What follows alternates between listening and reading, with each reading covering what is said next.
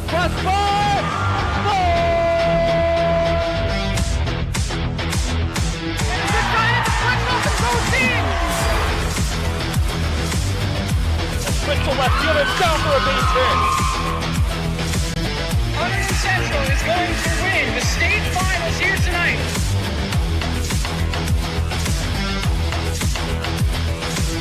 Mark it on the board. Touchdown, Red Devils. On the deflection. On the deflection. Hunterdon Central.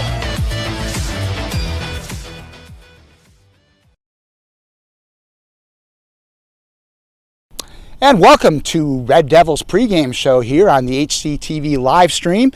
This afternoon we pick things up in the district semifinal game against Middletown South. We'll start things off in the second inning where it was left off yesterday after a rain delay. The Red Devils and Middletown South scoreless.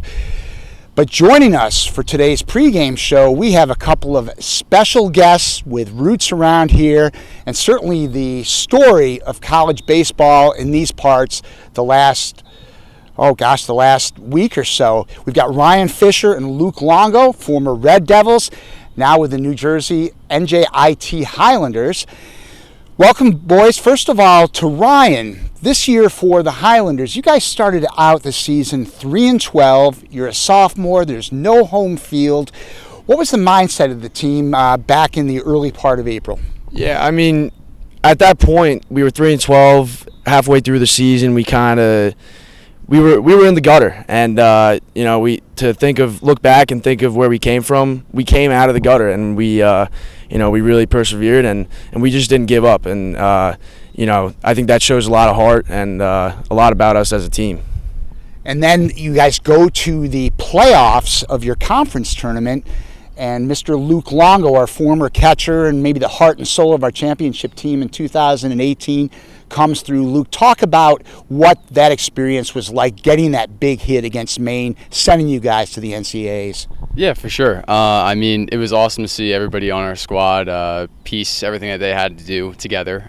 We had a great pitching performance from Ryan, and everybody made the plays behind our pitching on defense. But they just set me up for a good opportunity, and I just happened to take advantage of it. Could have been anybody, but just happened to be me, and it felt great.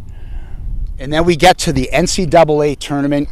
You guys are sitting in a room, and the team announced the venue you're going to is the number one team in the country, Arkansas. What was the emotion there, Ryan? I mean, we were ecstatic. I feel like any other team, they would have been, oh man, we have to play Arkansas, the best team in the country. But we were just excited to see our name up on the screen and make history.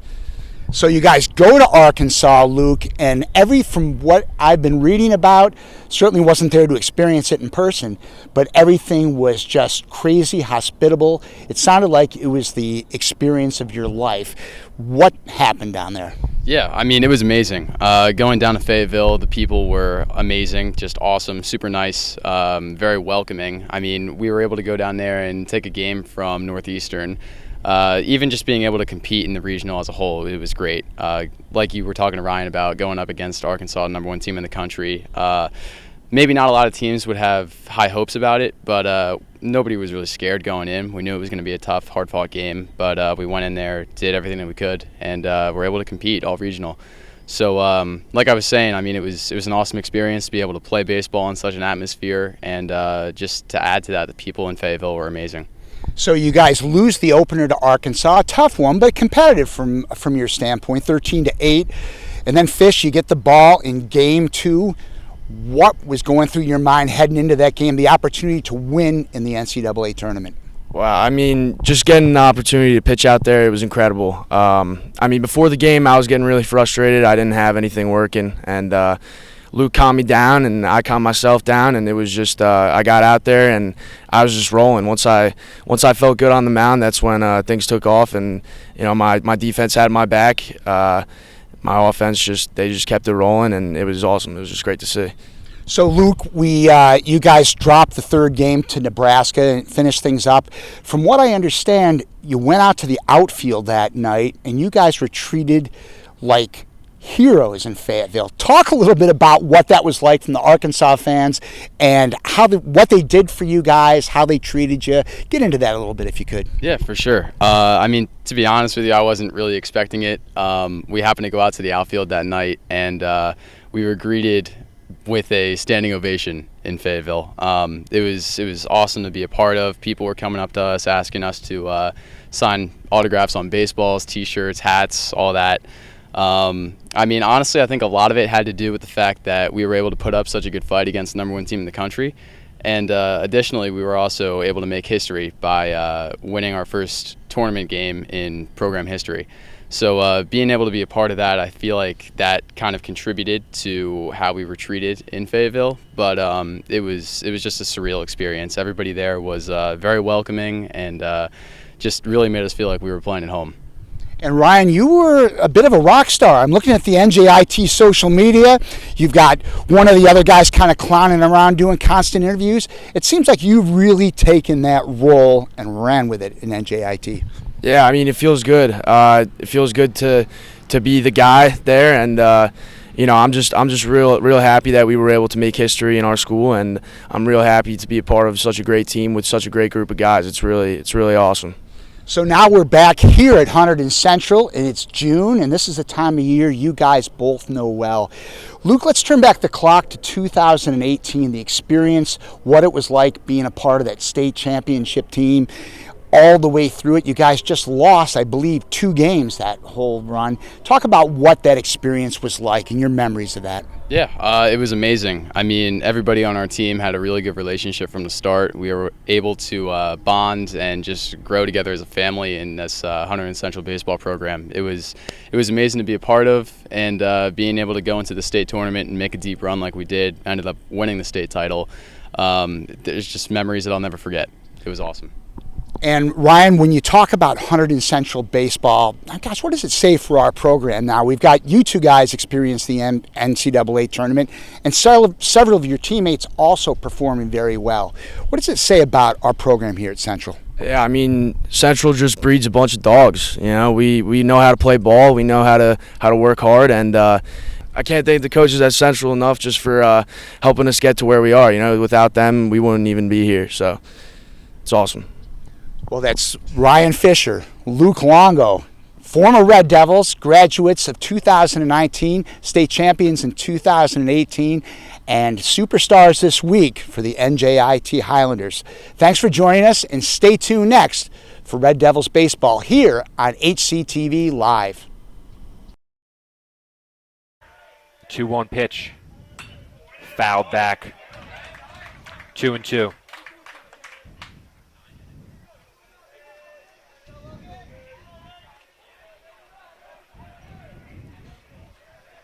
Dylan Brunetti, the on-deck batter.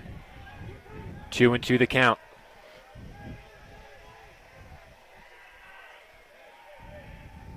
Breaking ball, reaches for it, flicks it foul and out of play. Yeah, good offensive play there by Mason. Kind of defensive in the way. We waited on that breaking ball, poked it away. Wanted to go right to the right field side, but went a little too far. Again, the 2-2. Mason stays alive.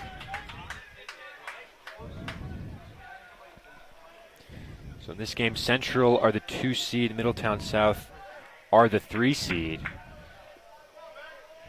On the other side of the bracket, the other semifinals, number 9 Marlboro against number 12 Old Bridge. So some Cinderella type runs on the other side of the bracket. 3-2, 2-2 breaking ball, high pop up down the third base side. Going back for a look but not able to make the play is Evan Wood. And the count stays 2-2.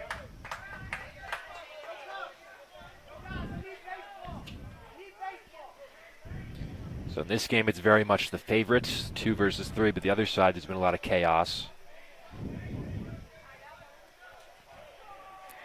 Yeah, but we're seeing this at bat, Mason doing a very good job at least making contact with the pitches, kind of timing him up, seeing the off speed, seeing the fastball, just can't get enough contact to go and help him.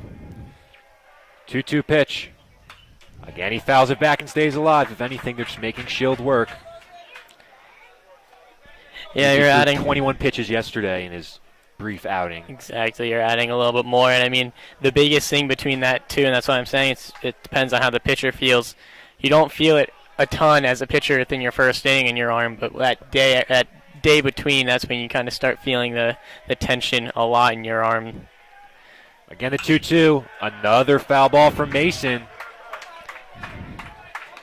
Making shield work early. Exactly. Extremely early, really, right out of the gate, going and adding the numbers up for him.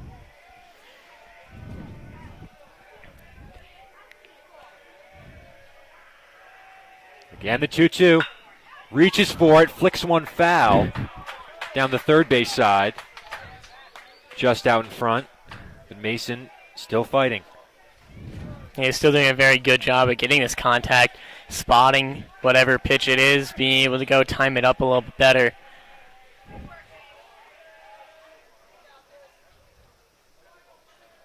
Just unable to get enough contact, but as we said, it's tallying on Shield's arm.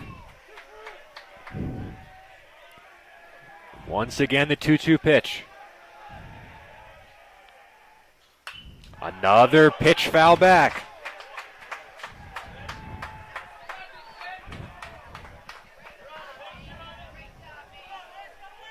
This is such a great at-bat, if anything, to set the tempo for this Central offense.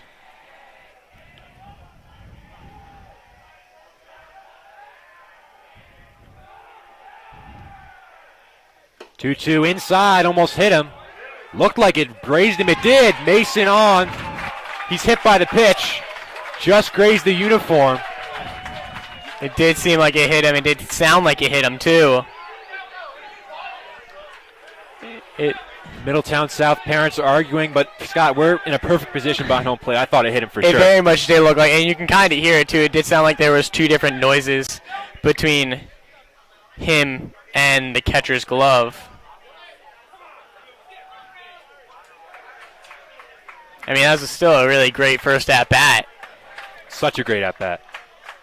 I can't tell you off the top of my head how many that was. I think it was about 10 to 11 easily. So Mason on board to start the bottom of the second. Dylan Brunetti will bat now. They'll check on Mason. He's in there safely.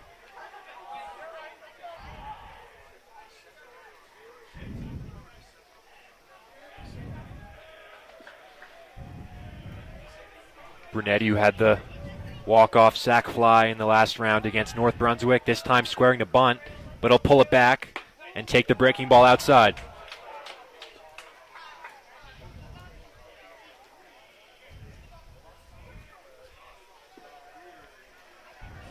Again, squaring to bunt. In comes Wood from third. They'll throw, gets past the first baseman. Mason stumbles. And they're calling runner interference there, so it's going to be free anyways. Logan Mason in at second. The failed pickoff throw bounces away from Stanzioni. Central have a runner in scoring position with nobody out.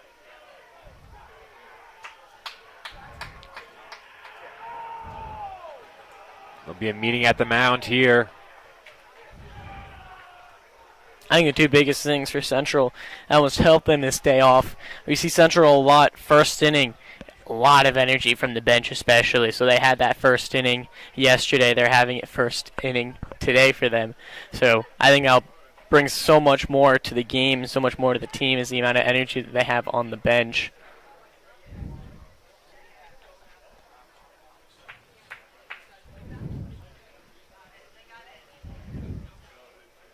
So 1-0 the count to Brunetti. The meeting is over for the Eagles. Nick Ferry's the on-deck batter. And Logan Mason, who got hit by the pitch after the long at-bat, advances to second on the wild pickoff attempt. Runner in scoring position, nobody out for the Red Devils.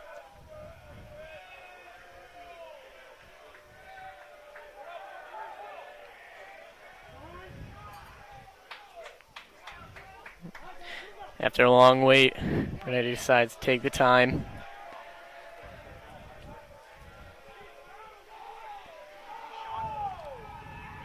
step off again.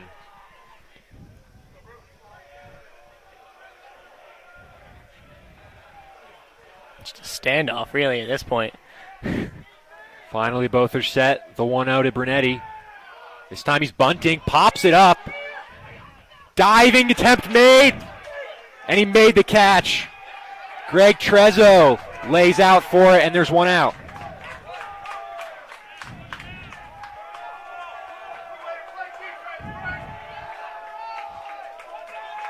Yeah, another bunt from the Central team. Padre yesterday popped up a bunt. That was caught at first. So one out now. Brunetti retired, and now it's Nick Ferry on the mound now in the box. First pitch to Nick. In at the knee, strike one.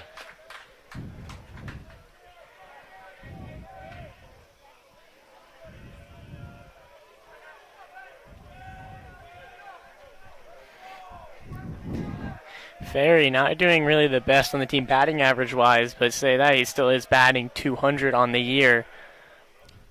0-1 to Ferry, misses upstairs, 1-1. Also see Nick's power on display a bunch this year. He's got 3 home runs. I think it's going to be almost a little easier here than it is at Central. They'll have the second wall you kind of have to go over as you do at Central to right field. 1-1, popped up into left. A little catch too is under made it. by Pontari. 2 out.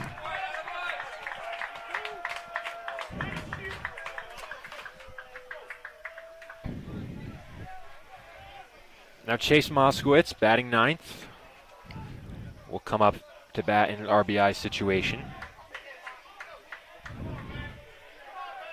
Ben Schild hit Mason to start the inning. He now stands on second, but he's gotten 2 outs thanks to a great play by his catcher. And the pop out to left field. First pitch to Moskowitz, fouled back, 0-1. Moskowitz looking a little late on the fastball off of that first pitch.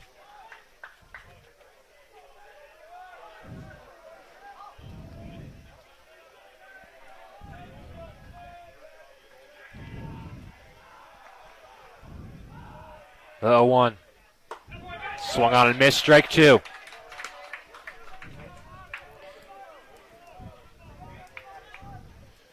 Moskowitz batting .250 on the year, 13 for 52.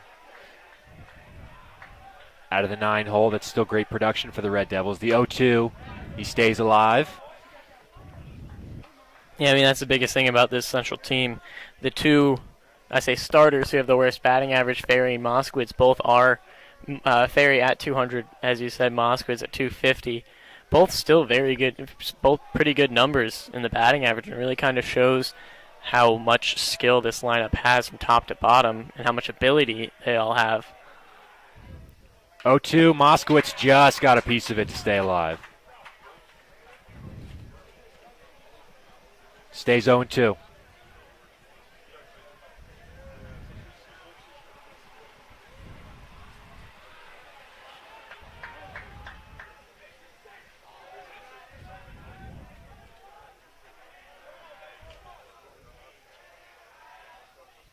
And the 0-2 breaking ball, Moskowitz sends a high fly ball to center field.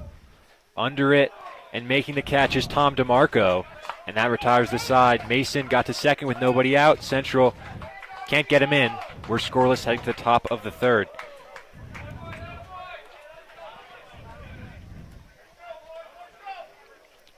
Yeah, it looked like a really great start to the inning. Fell short quickly. Said Mason with a very long at-bat. Was looking up and then kind of fell off quickly. Brunetti with the bunt with a good play. And Nick Ferry is back out there for a second inning of work in the top of the 3rd.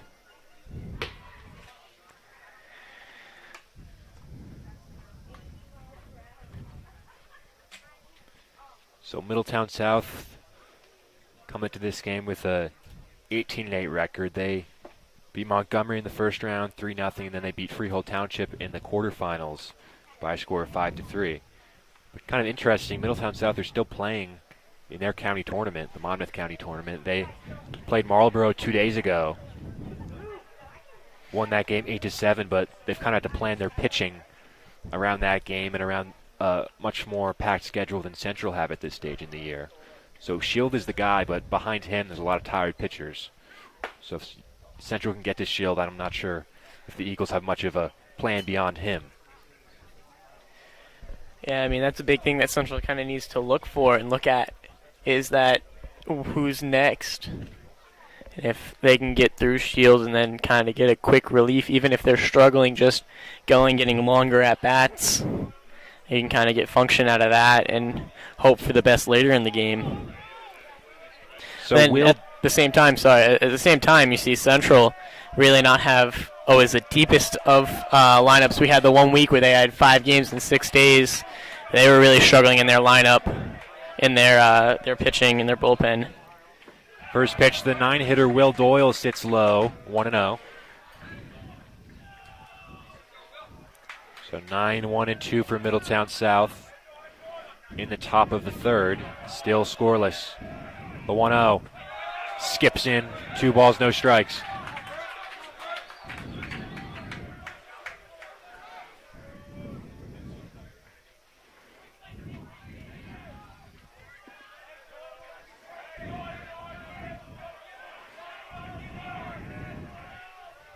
Two-0. Outside, 3 balls, no strikes.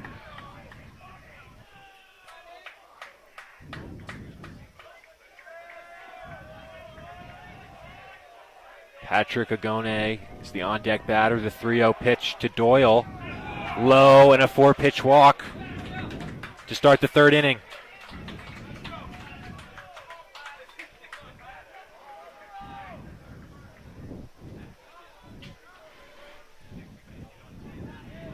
So Patrick Agone, number 19, will dig in.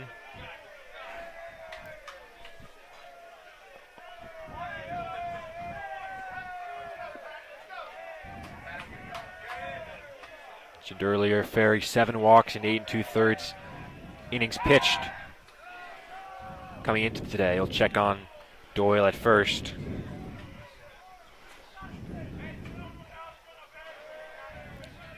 Walked Christopher in the last inning, although he came into that at bat with a 1-1 count. Yeah, I really didn't have the favor of the count in that situation, but really neither batter did, or neither the batter or the pitcher did. But not really a good start, but was able to get out of it pretty easily.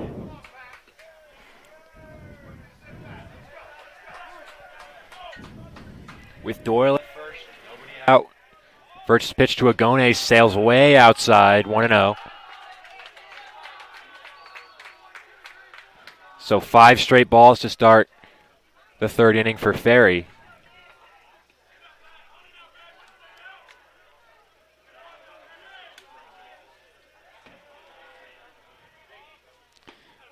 Now one's down low as well, 2-0.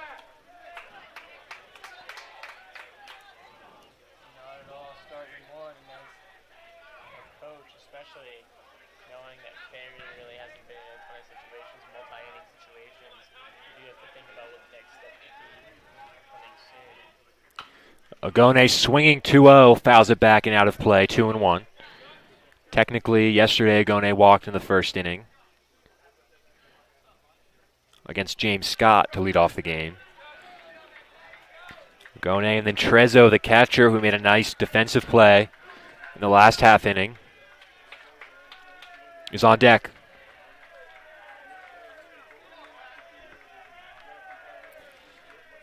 Two-one to Agone.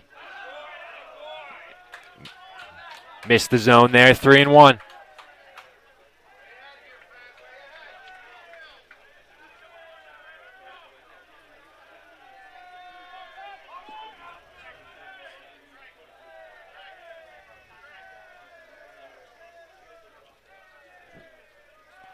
The 3-1. Topped foul. 3-2.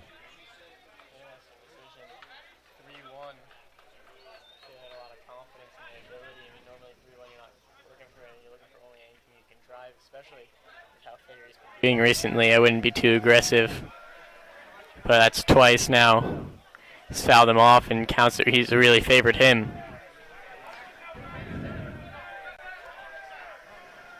Full count pitch.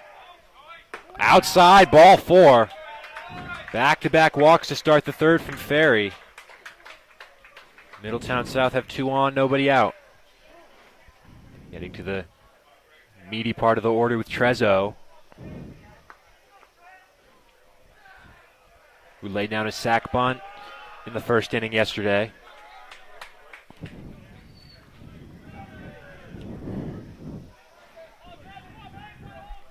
Runners on first and second.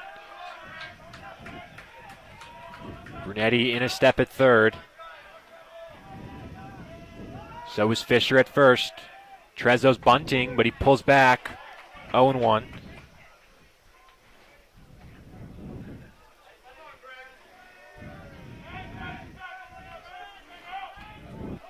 Fisher and Brunetti look like they're anticipating the bunt in this situation. Yeah, looking at what he did last time in the situation they're in as well, it does make sense, and that he's already shown it. It would make sense to set down another one, potentially get 2 runners in scoring position for that 3-4 hole.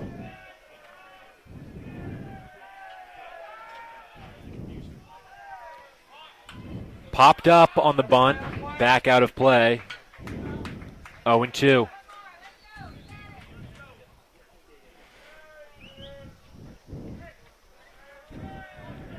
Big pitch here from Ferry.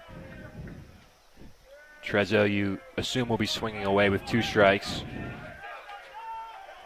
Yeah, it's a good situation for Ferry. Reversed what he has been doing, able to go and put 2 early strikes. Fasanelli tried to sneak up behind the runner at second. Ferry steps off. 0-2. Sits just high, 1-2.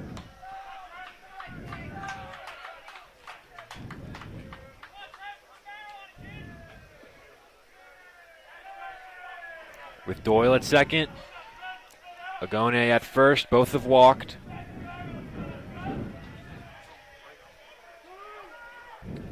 And Trezzo will call time.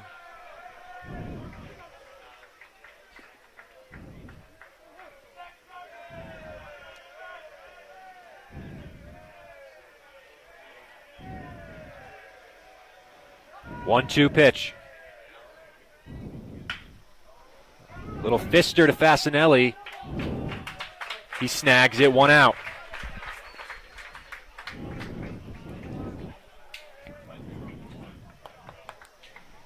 So now Matt Pontari with 1 down, 2 on. Big out for Ferry there. Yeah, good thing to try to propel the inning, turn it around.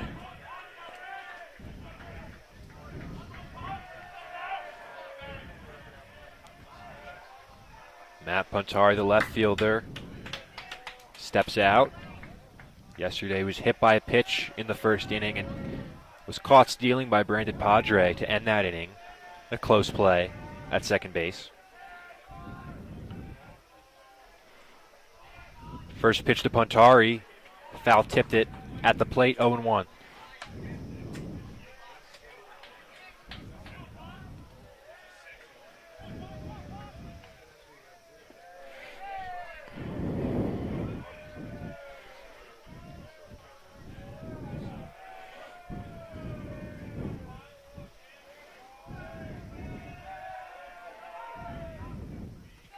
In the dirt, past Padre, both runners will advance.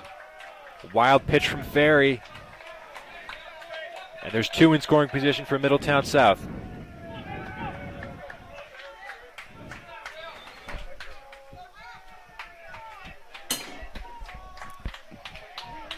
A big situation here for Middletown South. With the 2 runners in position, you have a batter that you want up. With Doyle at third, Agone at second. Pitch in the dirt, this time Padre does a nice job stopping it. 2-1.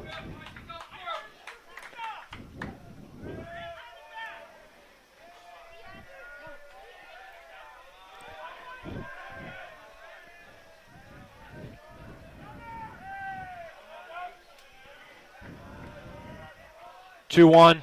Upstairs, 3 balls, 1 strike. Joe Stanzioni, the first baseman, is on deck. Already 2 aboard via the walk in this inning. Perry behind on Pontari, 3-1.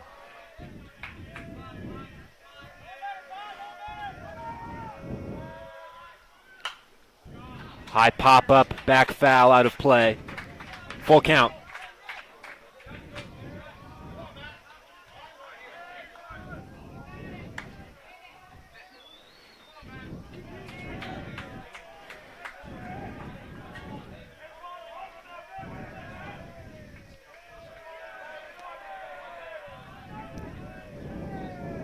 Three-two pitch. Hit him. The bases are loaded. Pontari hit by the pitch. Joe Stanzioni will come up in a big spot. Ferries walk 2 and hit a batter in this 3rd inning.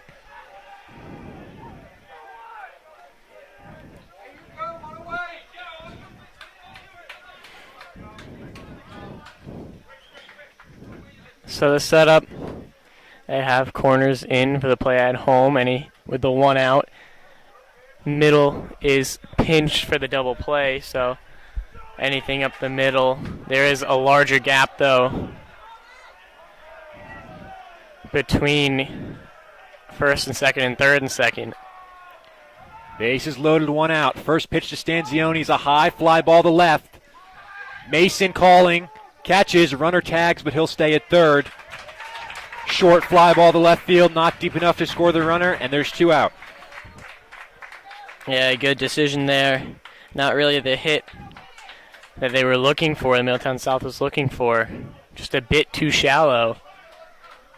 Now Mason really wasn't too far away. Momentum going in, really didn't have any favors going for you to try to get that runner in. So now it's Will Christopher, the designated hitter, with 2 out and the bases still loaded. First pitch to Christopher. Down low, 1-0.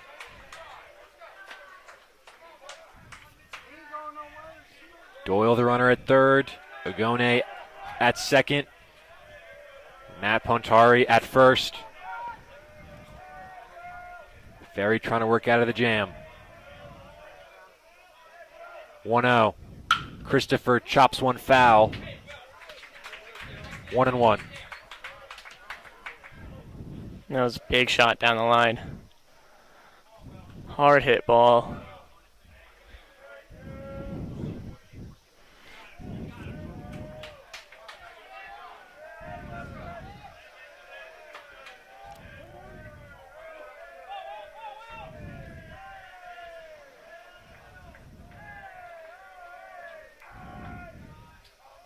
Ferry will step off, compose himself. The count at 1-1.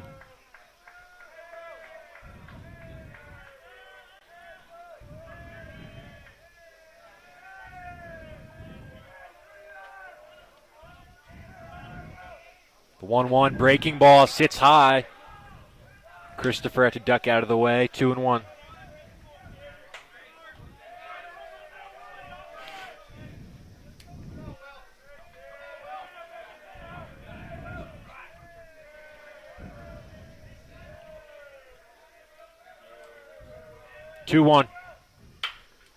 To short. Fasinelli fields. Throw crosses high. Fisher, did he get the tag down? No, he's safe. 2 runners are at third, so bit of a chaos there. They could still end the inning. They're in a rundown here. Fisher not sure what to do with it. He'll go home to Padre. 1 run is in. That's Doyle. Padre applies the tag to end the inning. The run scores from Doyle. How are you going to write this in? I have no idea. An interesting play. I mean, that goes down to what Kuzi saw at first if he wants to appeal it, because that would save the run time-wise, would have been the tag before the runner, I think. But with it being a fielder's choice play, the run does come in, does count. Like Fisher tried to apply the tag. He had to jump and come off the base. It was very close play at first. But I'm not sure what happened with Middletown South running the bases there. On a Yeah, ground it ball seemed this like in short. this situation, I like to even say whoever the runner on second probably had a good idea to kind of be more aggressive in the go point there. of chaos, where these Central was kind of not sure where they were going. There was nobody over at third. It was a good aggression, just really wasn't looking ahead to go and see that that base was already occupied and really didn't have the communication there. So on that play, just the 1-run scores from Doyle.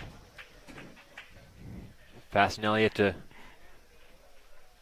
go back and play that ball on a hop. He still had time to make the throw, just a little bit high. Yeah, it seemed like he kind of came up a little too high on himself. When he retrieved it, he just kind of stood up a little high, which kind of produced that higher throw. I don't think rushing was the problem at all.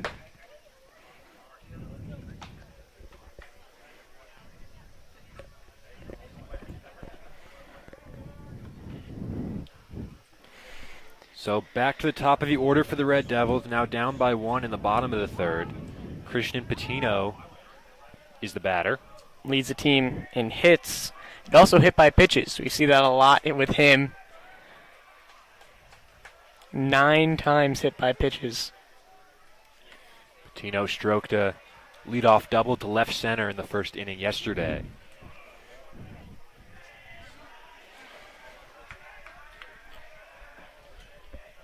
He's also Central's leader in batting average, hitting at a .423 clip out of the leadoff spot. The Red Devils trail Middletown South by 1 in the bottom of the third. Ben Shield back out there. His first pitch to Patino sails high, 1-0. Patino, Padre, and Zarnecki for the Red Devils in the bottom of the third. 1-0, hit him. Make that Patino 10. will take his base. Hit by the pitch. Oh, their umpire's calling it off the bat. Off the knob. So the umpire saying off the hands. Middletown South is trying to get it off off of the knob of the bat. So will stay as a hit by pitch. The Middletown South parents complaining, but from where they're sitting, Kind of their tough to back realize. is to the right-hand batter. I'm not sure how they could possibly see if that was off his hands or off his bat. But that's the nature of things. Leadoff base runner for the Red Devils. Patino hit by the pitch. Now it's Padre, who tried to sacrifice Patino over to second, but popped the bunt up to first base in the first inning.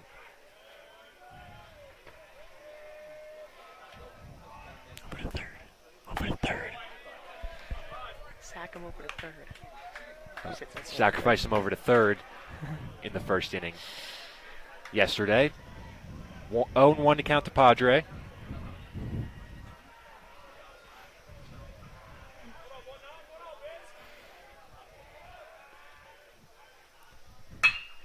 Ripped up the middle for a base hit. Patino will stop at second. Well struck single for Brandon Padre. Central have the first 2 men on in the third inning.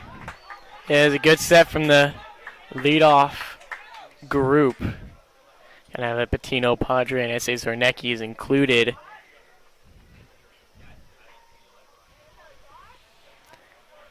So now Zarnecki, as Central try and get the run back.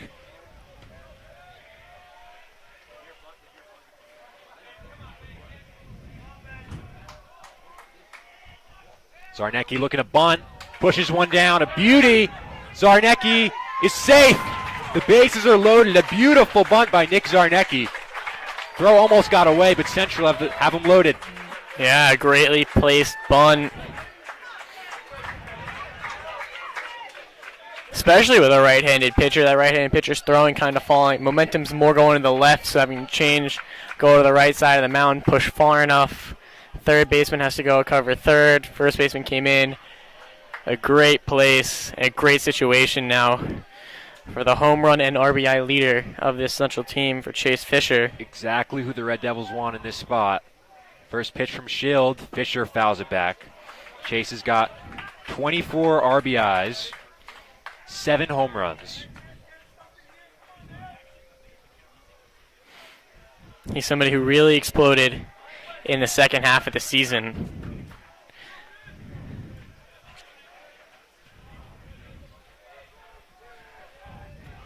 Oh and 1. Fisher chops one foul. 0 and 2.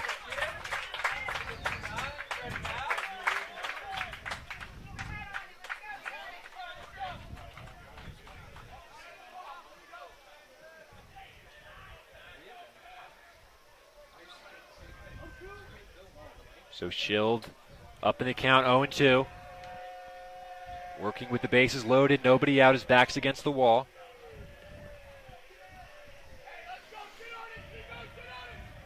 Oh, 2 pitch. Just missed. 1 and 2.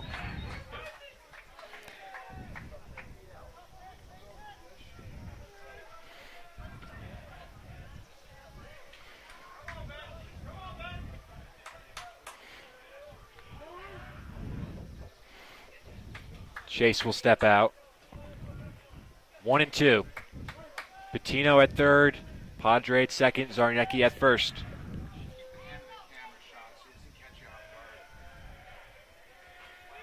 One, 2 to Fisher. Upstairs. Count is even at 2.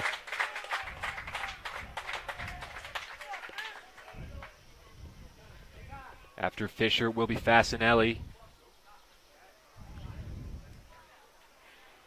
The umpire has some words for the central dugout.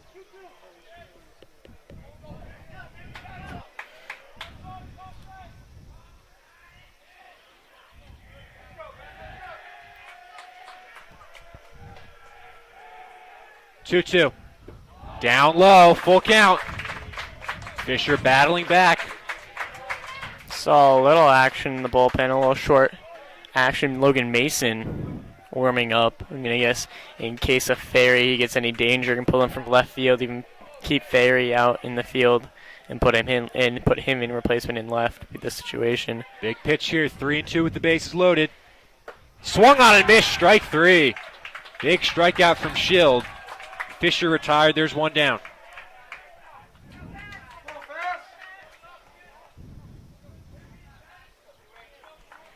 Now Fasinelli. And that's the biggest thing about this team is, although you did go and get the big hitter of Fisher out, you're not really ever in the clear with this team. First pitch to Fasinelli. Breaking ball in there, strike 1.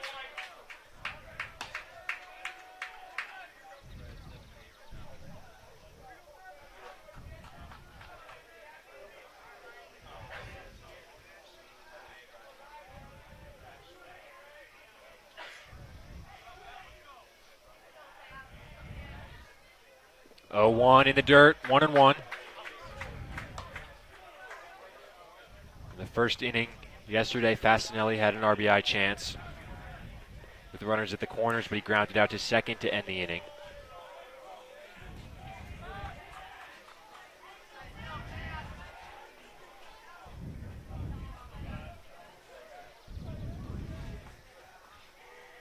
One and 1 to Fasinelli. In there, 1 and 2.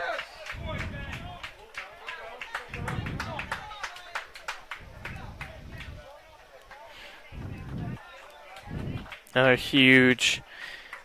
huge pitch for Middletown South. 1 and 2. Going to take a lot of pressure off.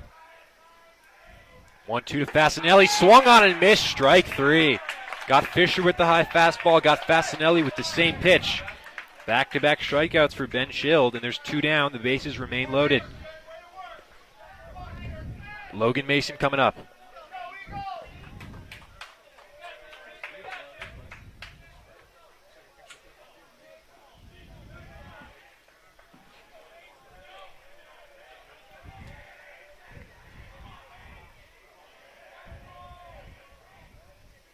Breaking ball popped up, back out of play.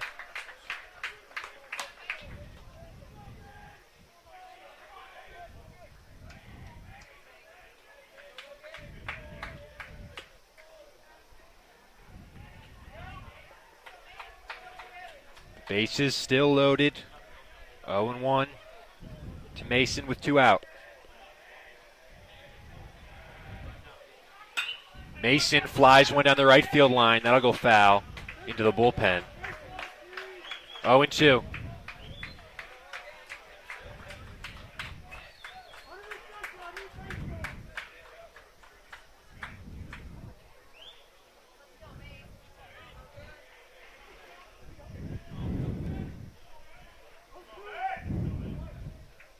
Oh, and 2 to Mason.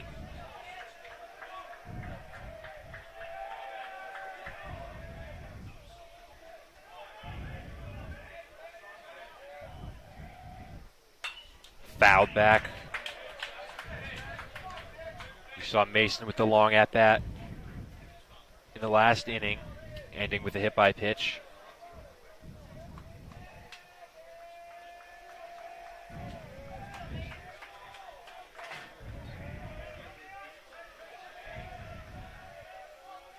Oh, and 2 again. Breaking ball hit him.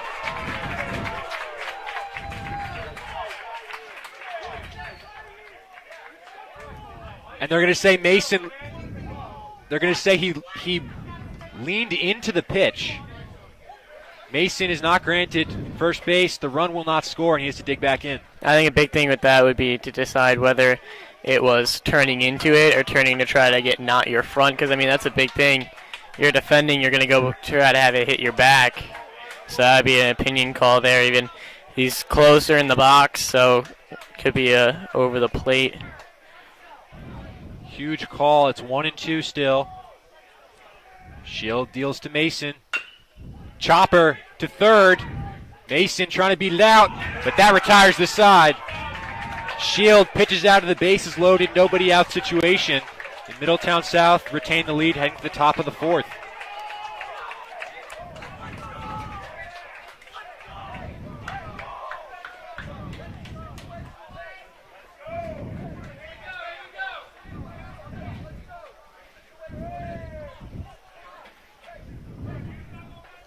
I mean, that's a tough spot there as a team as a whole.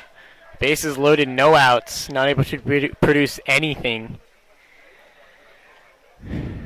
So Nick Ferry back out on the mound. So 63 pitches for Shield already through 2 innings today. I mentioned the 20 he had yesterday. I believe that NJSIA rules stay. He can probably pitch, I think 89 pitches was the stat I saw that he can throw today. Yeah. I mean, that's that biggest thing is who's next for Middletown South. So Central didn't cash in, but looks like Ben is definitely not going to be able to go the distance in this game. I mean, that's the 2 biggest things is that. And then, although they weren't able to go and put a number up on the board in the 3rd, there's still a lot of innings left. It's only a 1-0 game. Central will still have plenty of opportunities.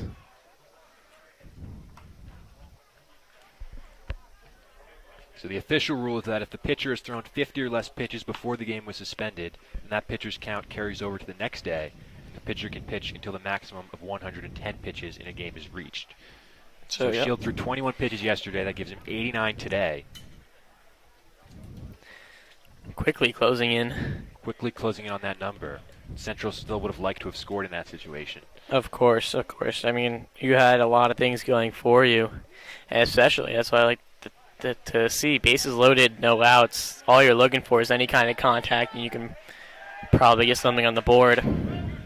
So Shield, who pitched great out of the jam, now digs into bat. Pitch from Ferry is inside, 1-0. Nick's back out on the mound for the 3rd inning. Pitched into trouble with some walks and a hit batter in the last inning. Got out of it with just the 1 run allowed. That one's laced into the gap in left center, and that'll get down for a base hit. Patino fields in center, and Shield will stop at first with a well-struck single.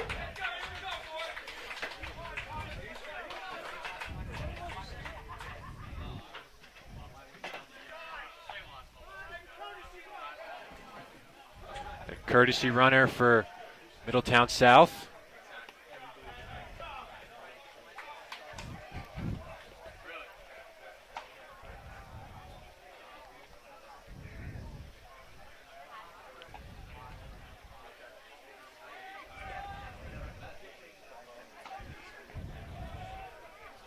One out. Check that no out, one on. Is that thunder we hear in the distance? I think so. Umpires are going to gather here. They're going to discuss what to do in this situation. The game yesterday was delayed due to the storm that hit. We're going to...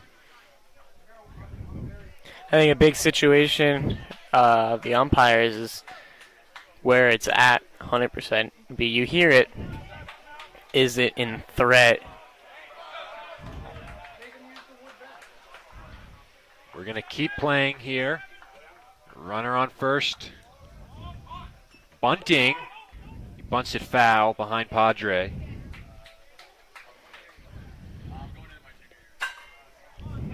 Tom DeMarco, the batter.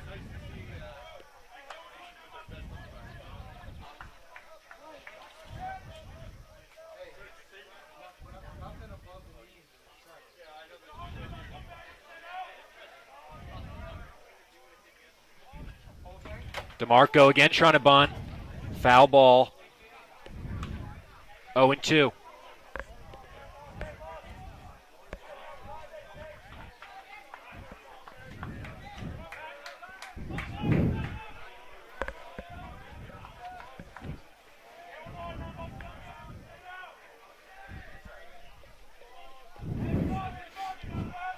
Oh, 2 to Ferry. Just fouled off at the plate.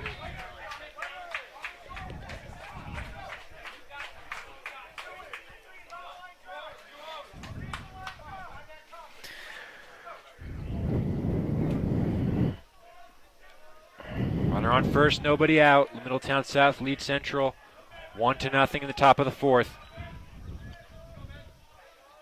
0-2 from Ferry. Low. 1 ball, 2 strikes.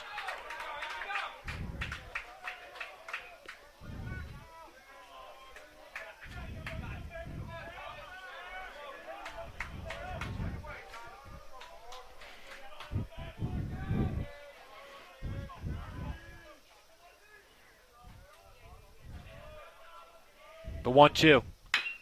Chop to third. Going to be a tough play for Brunetti. The long throw. Got him. Nice work by Dylan Brunetti at third base. Runner advances to second. 1 out. Yeah, good play, really, by both.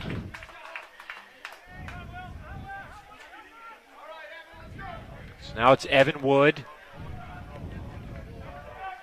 A runner on second. 1 out.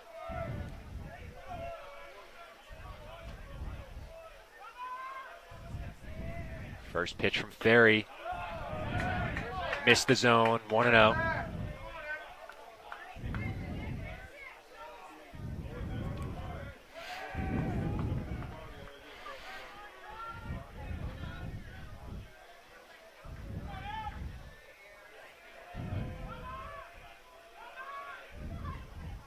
The 1-0 to Wood on the inside corner, 1-1. Evan Wood flew out to center field. His first time up. Took that he flew out to left field.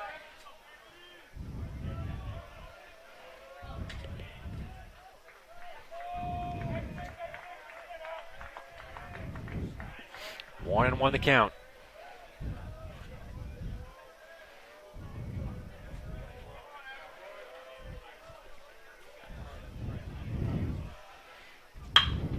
Up the middle, Fasinelli boots it. He's got no play. An error on Fasinelli, second ball he probably should have had today. And there's runners at the corners, 1 out.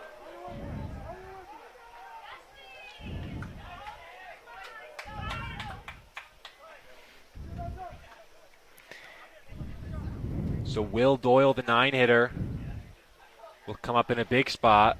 He'll get instructions from his coach.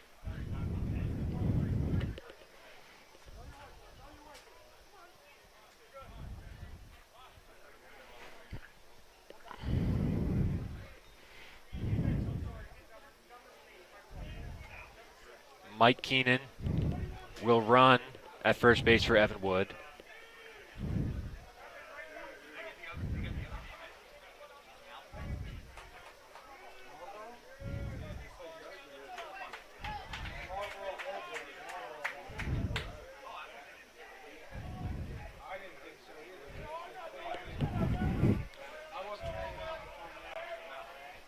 First and third, one out. Will Doyle, the batter. First pitch from Ferry in there for a strike. That Marlboro Old Bridge game I mentioned before, Marlboro won that, so that's who the winner of this game will play. At their home field. At their home field.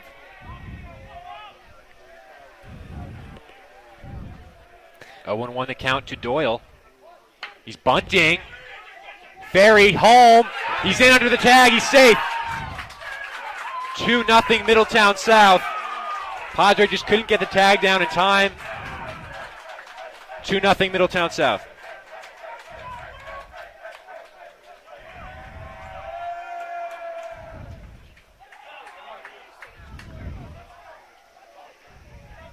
And that really is a good offensive play, an offensive decision going into potential sack bunt, go and get another run on the board.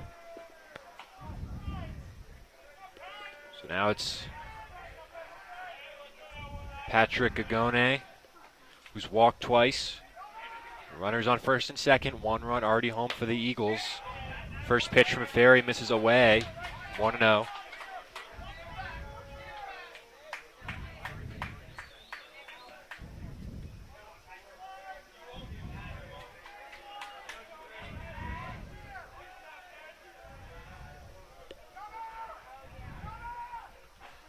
Swung on and missed on the high heat, 1-1.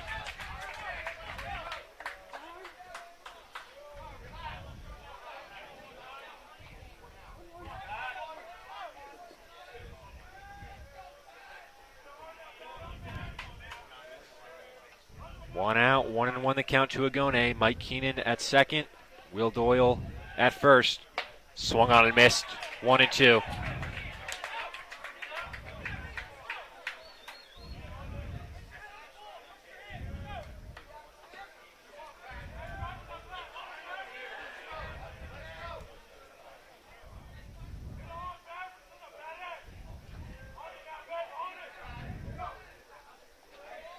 Ferry will step off.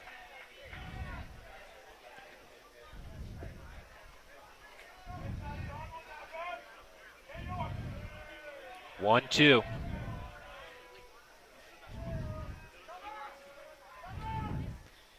Outside, 2 balls, 2 strikes. Certainly hasn't been easy work for Ferry thus far. He's had to work hard. But as of now, he's limited to just the 2 Eagle runs. Agone trying to do some more damage. 2-2. Driven in the gap in right center. Zarnecki on the move. And that's going to get down. Keenan scores.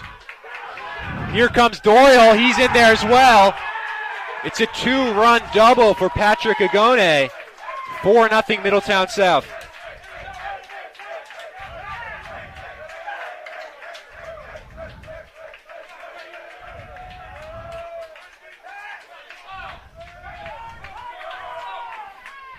Coach Kuzi's going to come out to the mound.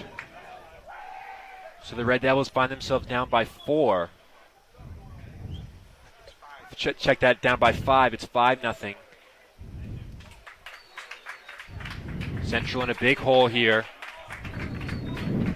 Bring Mason in.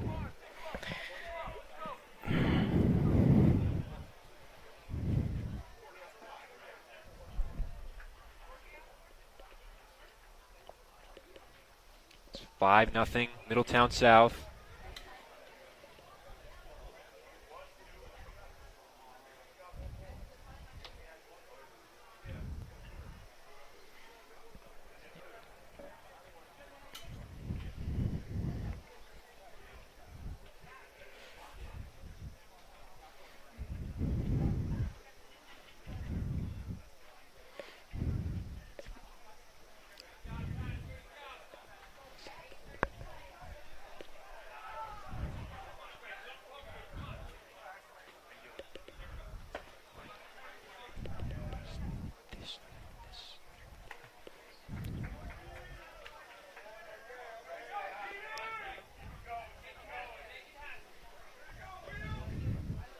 So Logan Mason on the mound now for Central.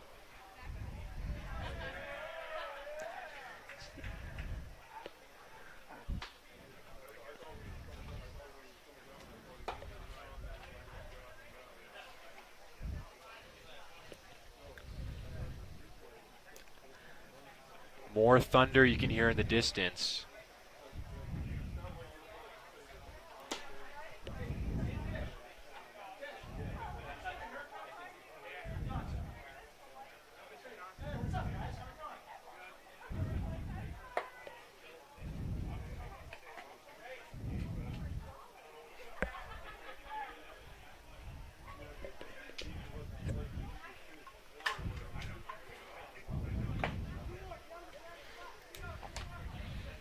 So as Mason gets ready, the Red Devils find themselves down by 5.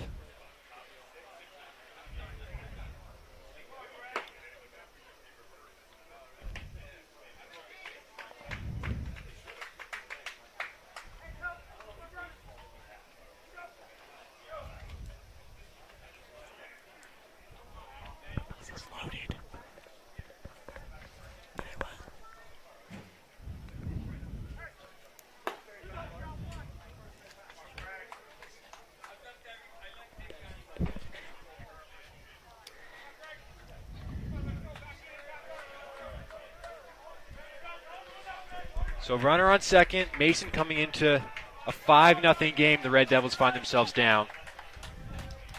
Greg Trezzo, the catcher.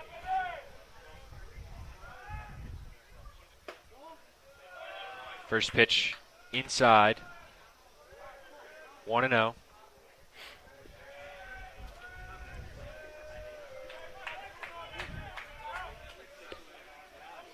Mason also did some pitching in the quarterfinal victory against North Brunswick. In extra innings, he got some work. Was able to keep it scoreless before Central won on the walk-off.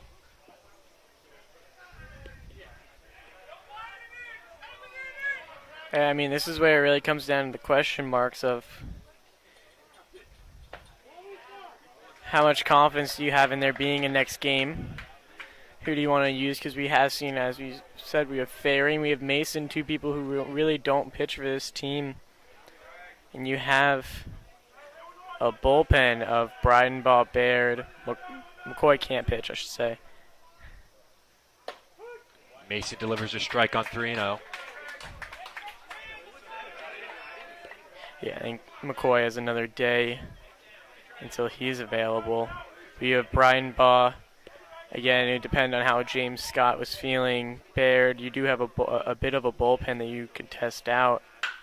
3-1 smoke to center. Patino backing up. He's got it. Runner tags from second. He's in there safely. That's Agone moving up to third. 2 out. Mason retires his first batter.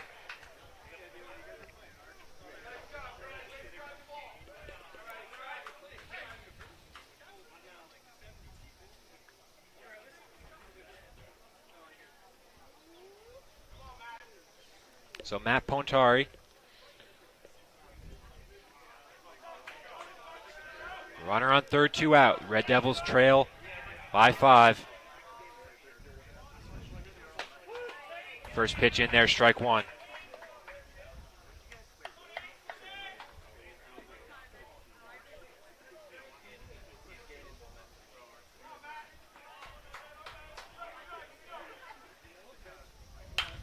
High pop-up.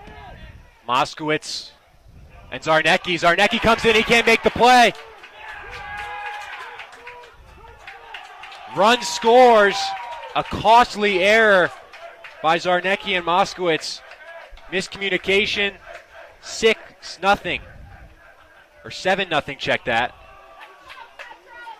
No, it's 6. You're right. You're Six, right. right, Scott? It's 6. 6-0. You're correct. Just the 1 run scores. On the scoreboard right now it says 7.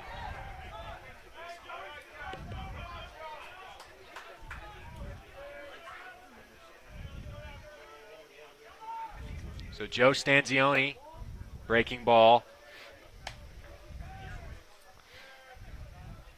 Misses 1-0.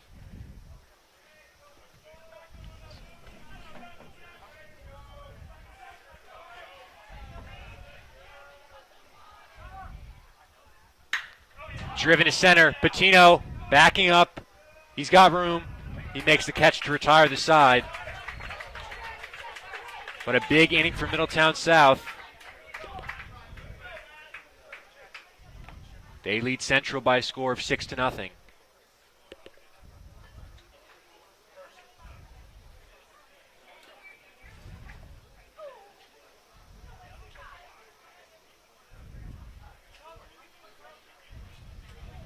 Yeah, I think they're resetting the scoreboard now for it.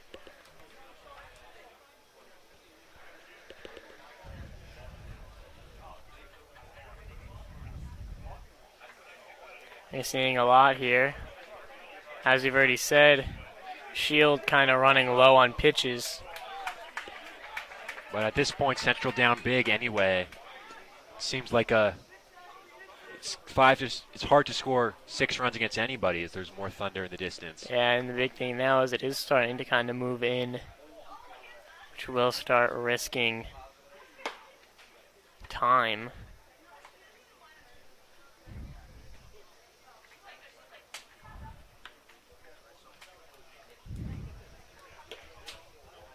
I mean, the big thing with Mason, especially with his pitching, we've already seen throwing the breaking balls. The breaking balls are working. The only thing is if the batter can start hopping on them. Not a ton of break to them. Can't really see from where we are how much spin. If you can see the spin, then batters will probably start being able to jump on it. Can't really see height or the depth that it goes, but it seems kind of like a more simple curveball.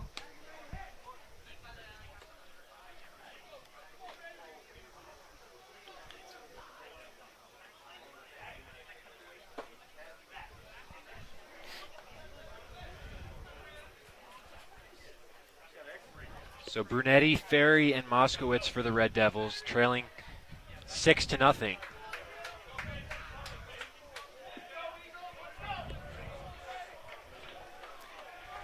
Central come to bat in the bottom of the 4th.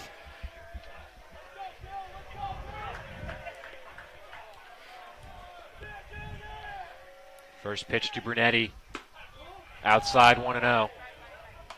The Red Devils loaded the bases in the last inning with nobody out but could not score. Shield got a couple of strikeouts. And then a big 5-run inning for Middletown South. In the bottom of the, or check that in the top of the 4th to lead 6-0. That one over first strike, the count 1-1 to Dylan Brunetti.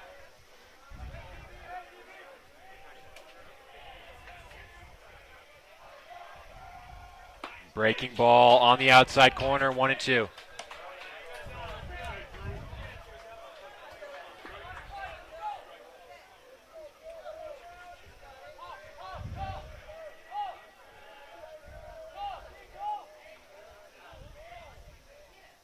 One-two, swung on and missed, strike 3. Brunetti down on strikes. Now Nick Ferry with 1 out.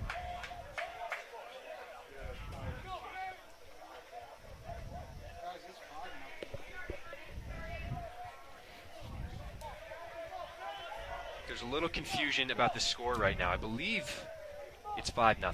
The score on the scoreboard reads 6-0.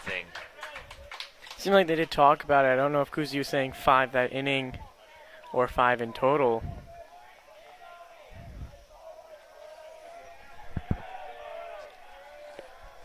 Six nothing the score to clarify.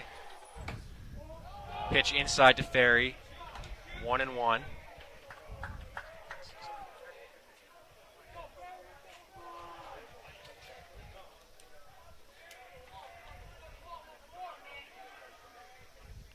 Breaking ball from Shield. In there, 1-2.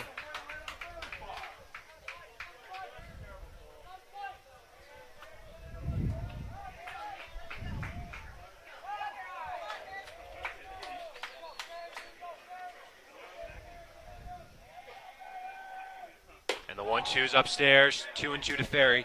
Moskowitz is the on-deck batter.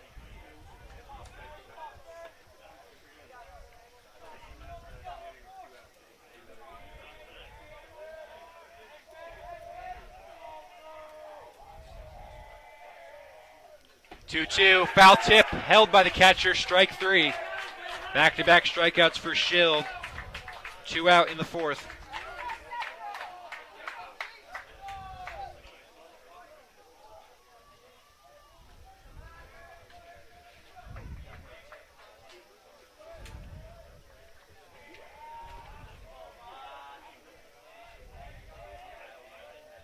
First pitch to Moskowitz, right on the outside corner. 0-1. 82 miles per hour from Ben Schild.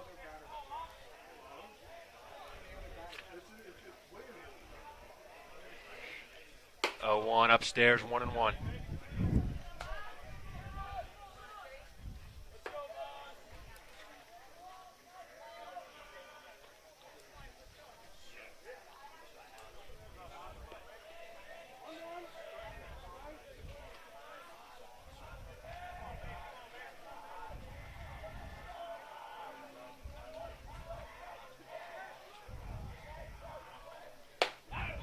Good high heat from Schild.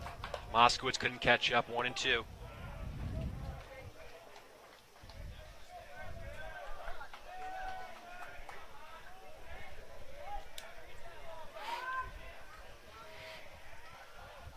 One, two. Fouled back.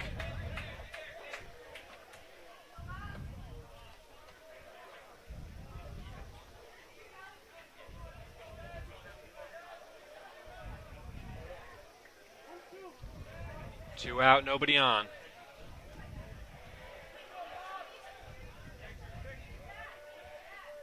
Breaking ball, hit foul and out of play. I mean, it was a good way. Moskowitz sitting on that one. Just still not really in a great position for the team.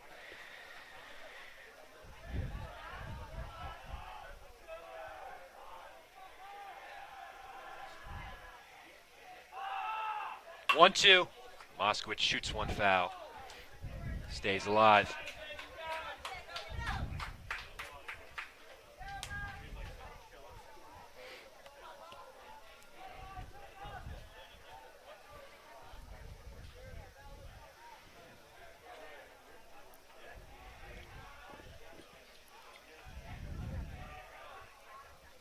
Again, the 1-2.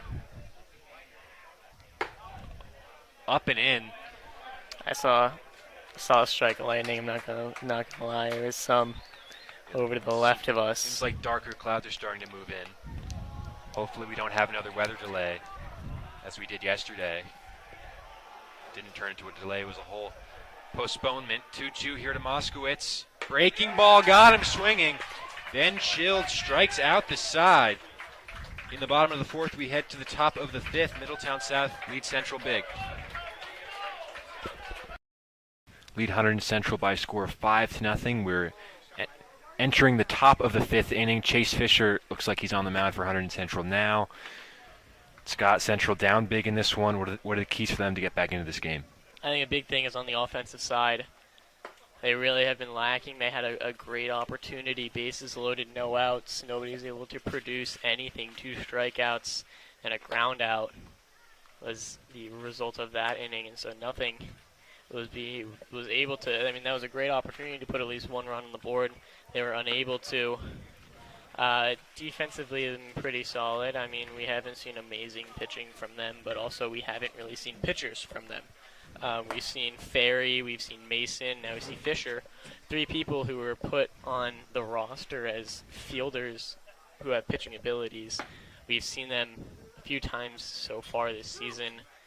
None of them have really done anything extremely special. Most of these have been put in situations where they're just lacking pitchers, because they do have the ability to pitch. They do have good velocity, good movement, and everything like that, but not one of those abilities to go and be a top-line pitcher. And I think the most important thing for both teams is it rained pretty hard, so turf's wet.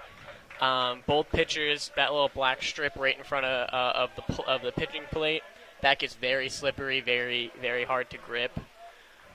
So I think that's going to be a tough part on both pitchers. It's just generally wet out. Ball's going to get wet pretty easily. Sliding is going to be completely different. So Will Christopher, the designated hitter, will lead things off in the 5th inning. First pitch from Chase Fisher misses low. Ball 1. They're also looking at as an hour and almost an hour and a half delay, so everybody's a bit cooled down. The 1-0 catches the corner 1-1. Chase Fisher hasn't really done a ton of pitching this year, just 3 1/3 innings pitched. 4 hits allowed, 6 earned runs, 3 walks, 1 strikeout. 1-1 in the dirt, 2-1. So Central really scraping for pitching. Yeah, one of the situations we saw Fisher in, this is if I'm correct, should be Fisher, Patino, and Ferry all pitched against the Seton Hall game. That was the first loss of the season into Central. Should mention Nick Ferry is at first base, ground ball to short. Fasinelli has time, tosses to Ferry for the first out. Yeah, Mason moved back to left. 1 out in the 5th. Ben Schild, who's done a great job on the mound thus far, keeping Central off the board. He's got pitched into some trouble, but gotten out of it with some clutch strikeouts. First pitch from Fisher, outside, 1-0.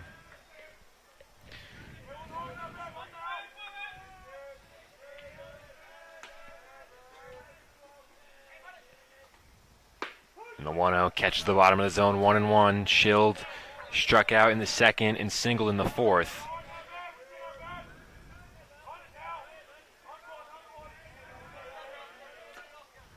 One, lined foul, out of play. 1-2. Mother Nature is really trying her best to keep this game from being played. We played an inning yesterday before the game was postponed till today due to weather, heavy rain and a thunderstorm. And now we're at Diamond Nation. We were at Central yesterday. Breaking ball low, 2-2. And then we played a couple innings today, and then the rain delay. About an hour and a half it lasted. Line drive right at Moskowitz. 2 out.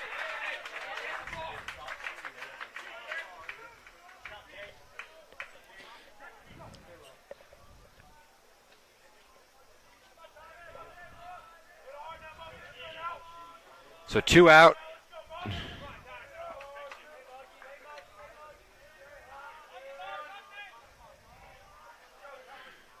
First pitch from Fisher to DeMarco, grounded to second. Moskowitz handles. Quick inning from Fisher, trying to fire up his Central teammates. 1-2-3. Down go Middletown South in the top of the 5th. The Red Devils come to bat, down by 5, in need of some offense. Yeah, it's a big thing being able to go get the offense going, get the team energized. It does seem like we are replacing pitcher Evan Wood. Seems to be coming in on the mound. New pitcher for Middletown South.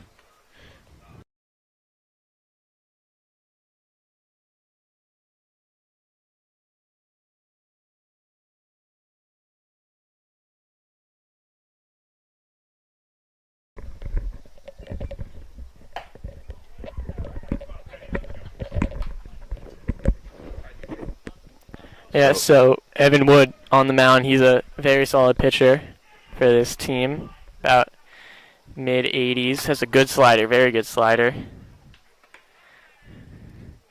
Really Central not out of the blue.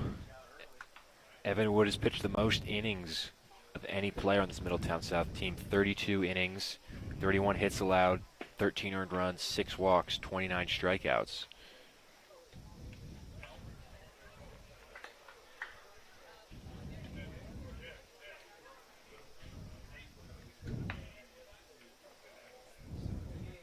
They move around their defense as well, Middletown South. Looks like Pontari is now at third base, where Wood was playing. And in right is now who was pitching before, Ben Schild, now in right field.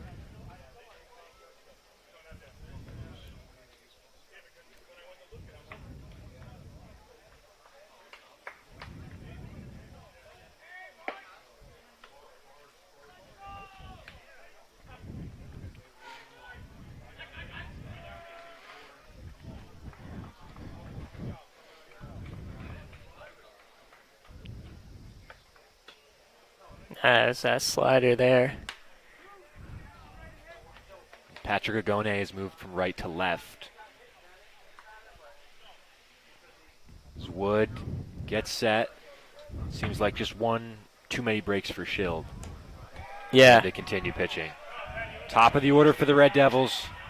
They need some offense, down by 5. Good Patino. situation here for Central. Able to go and lead it off as if it's a new game. Patino, Padre, and Zarnecki. Christian doubled yesterday in the first inning. Hit by a pitch in the third. Central need to get a rally going. Evan Wood, the new pitcher for Middletown South. First pitch from Wood, misses down low, 1-0.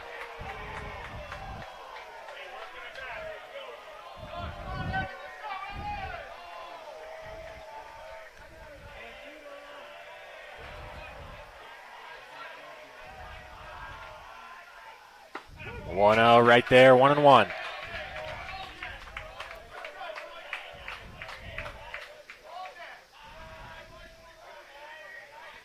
Evan Wood pitched an inning of relief 2 days ago in the Monmouth County tournament against Marlborough. 1-1, breaking ball, chopped down to third. Patino hustling it out. He's safe. High throw, Christian Patino, leadoff base runner. Central looking to get things moving in the 5th. Yeah, that was a close play, even if the throw was on line. Patino hustling out the whole way. Padre now, 1 on, nobody out against Wood.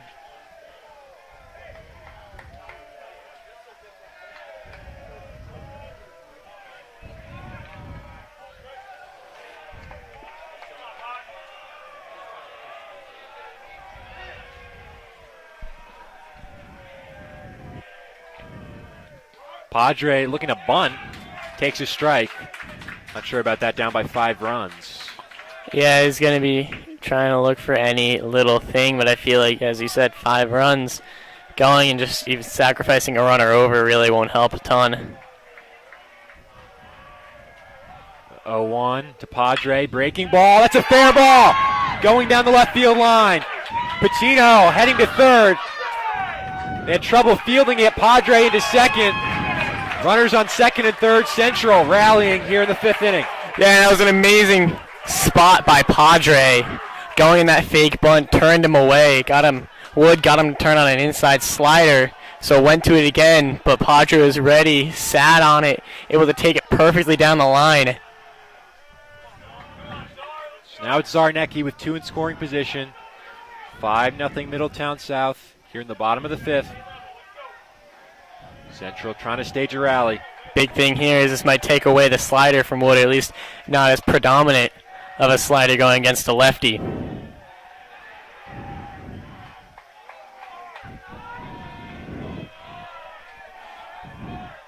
First pitch to Zarnecki. Chopper to first. Patino will hold. Zarnecki gets tagged out. Now Patino comes to the plate. He scores Central's first run. Yeah, I mean, a good play there. Patino not trying to get too aggressive, waste a run. Zarnecki, good job of getting that RBI. So it will be an RBI for Zarnecki. He's retired. Patino comes to the plate. It is now 5-1 Middletown South. Brandon Padre still on second. Chase Fisher up to bat. Central had the bases loaded against Schild earlier. Fisher came up with nobody out but struck out. First pitch to Chase is inside, 1-0.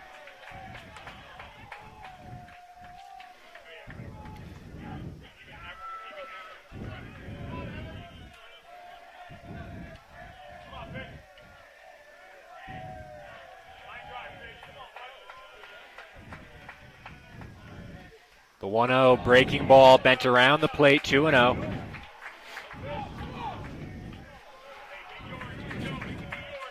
Ryan Fasinelli is the on-deck batter. 1 run home in the inning.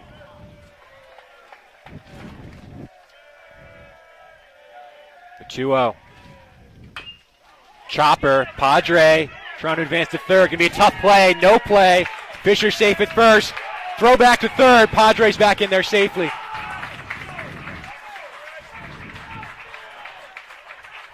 Padre almost got tagged out at third. It's an infield hit for Fisher. Would have been a very Tough play for Pontari, couldn't make it. First and third for the Red Devils. Fasinelli, 1 out.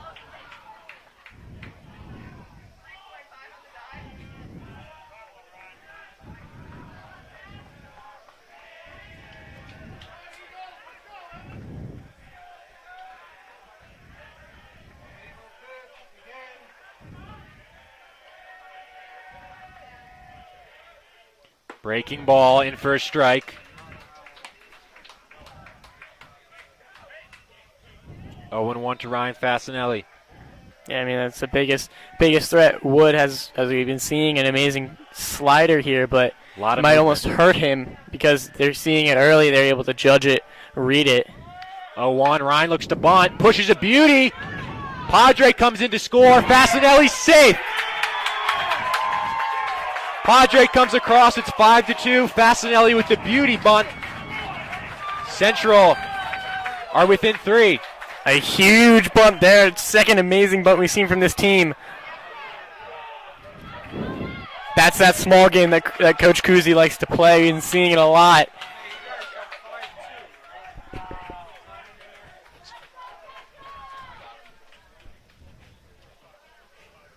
(5-2) the score. Meeting at the mound with Evan Wood. Central, who really had no luck against Shield. This is that team that we're seeing. This is the offense we're seeing from Central. They know they have it. They had an issue with Shield, and now doing a great job of jumping on Wood.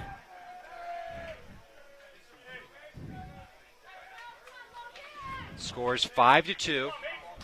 Runners on first and second. Fisher on second.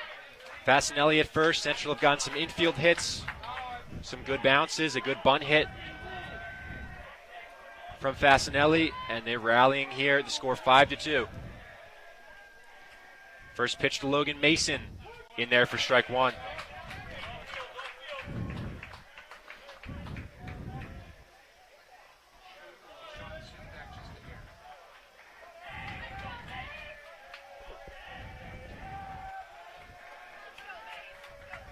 Oh, 1 to Mason. Chopped foul, and it's 0-2. This is at the point I was talking about with Wood. Now you bring out that slider. These Red Devils have been taking that slider because it is such a good slider. Jumping on it the second time they see it, now with 2 strikes, bringing it out for the first time. This could be productive, but Mason's been having a good day at the plate. Hit by a pitch in the second. He grounded out in the third. 0 for 1.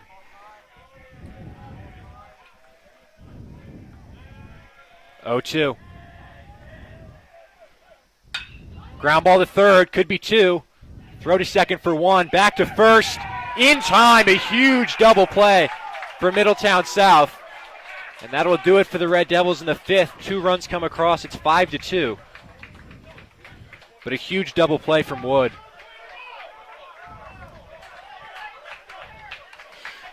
Yeah, I mean, a good way out of the inning for Middletown South, but still 2 runs on the board in a very exciting way, I'd like to say. And it's a close game already, 5-2. Central got within 3, probably could have been more. You sense that was an inning that they could have done more damage than they very much 2 did, runs. They very much did have the ability to, but Everyone, Cruz, everyone.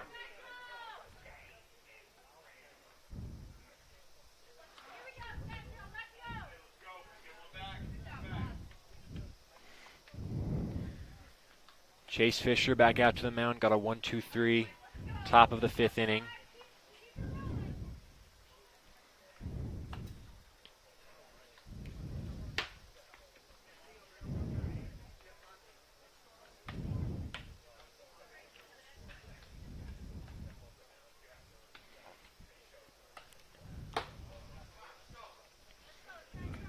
For Middletown South in the 6th, it will be Wood, Doyle, and then Agone.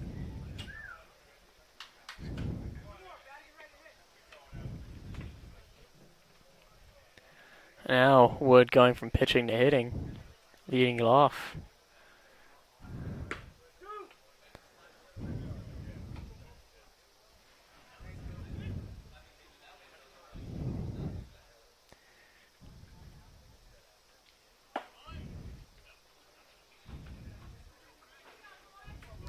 We start the top of the 6th. Middletown South 5, Hunterdon Central 2. This semifinal of the Central Jersey Group 4 state tournament. The winner will advance and host Marlboro on Friday. Second inning of relief from Fisher. First pitch to Evan Wood, who ran into some trouble on the mound in the last inning but battled through it on the double play by Mason. Count is 1-0.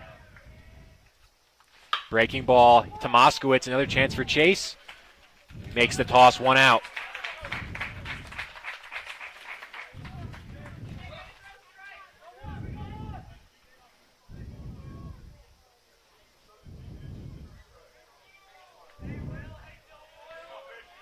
So now Will Doyle walked in the 3rd and brought a run home on the squeeze play in the 4th. Started a big inning for Middletown South.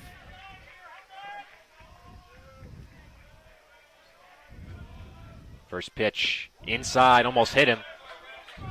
1-0.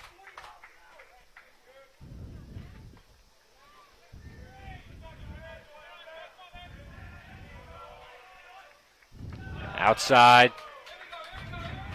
1-1.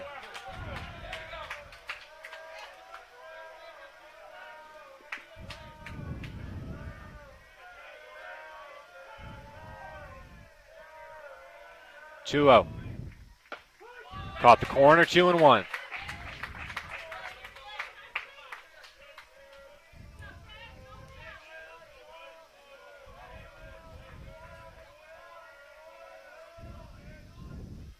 Fouled straight back.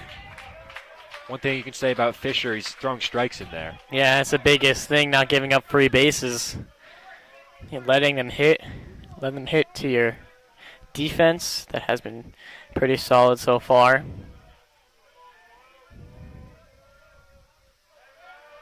Two-two to Doyle. Inside, 3-2.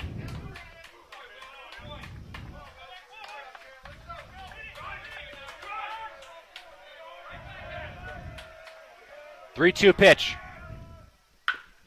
Fouled off into the netting. Count remains full. Patrick Agone, number 19, on deck. It's a 9-hitter Doyle. 3-2 from Chase Fisher. Fly ball left field. Ranging back and making the play is Mason. Wow, that was against the sun and a lucky catch to be able to hold on to it. A little bit of an adventure out there and left, but Mason stayed with it. And there's 2 out. Every ball so far has been put in play against Fisher. He's gotten 5 outs, 5 up, 5 down.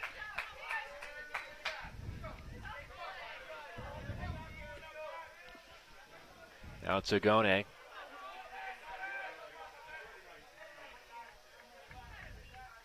With 2 out, nobody on. First pitch from Fisher, missed downstairs, 1-0.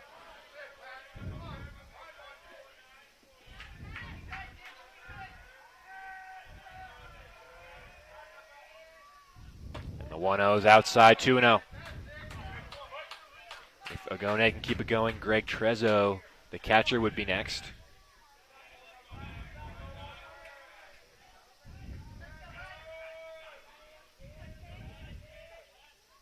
Two-0 on the inside corner, 2-1.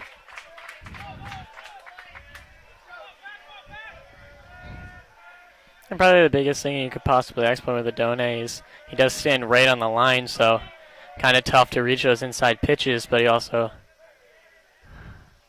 2-1 on the outside corner, 2-2. Chase just throwing strikes so far, making him put the ball in play. He's got the count even at 2.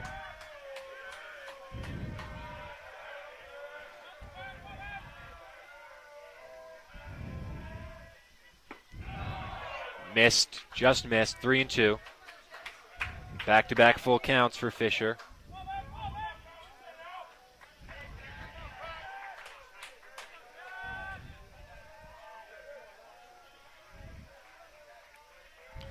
Three-two pitch. Fouled straight back. Count stays full. Yeah, as you said, Fisher doing a great job just throwing strikes. If they want to hit it, they can hit it and hit it right to a fielder.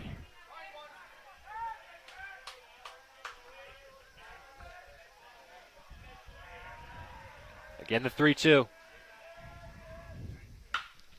Safety swing. A liner into the dugout. It's an emergency hack. Lined it right into the dugout.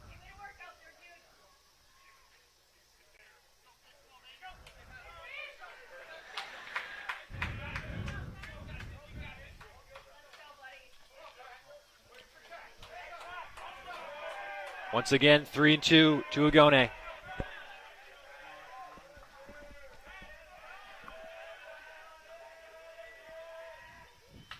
Just got a piece to stay alive. Good at bat here from the Middletown South leadoff man, who's walked twice, and then in the fourth, it's his 2-run double that really busted the game open a little bit, giving Middletown South the 5-run lead. Now it's 5-2.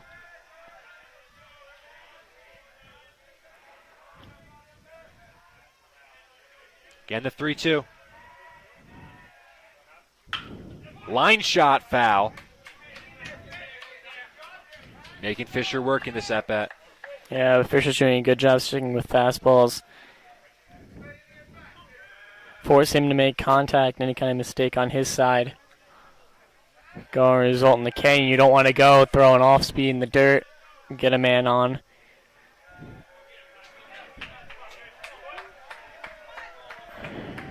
It is a huge at-bat as well. 2 outs, 3-2. You walk him, gives a lot of momentum to the Eagles. You strike him out, you get a lot of momentum for yourself. Agone calls for time.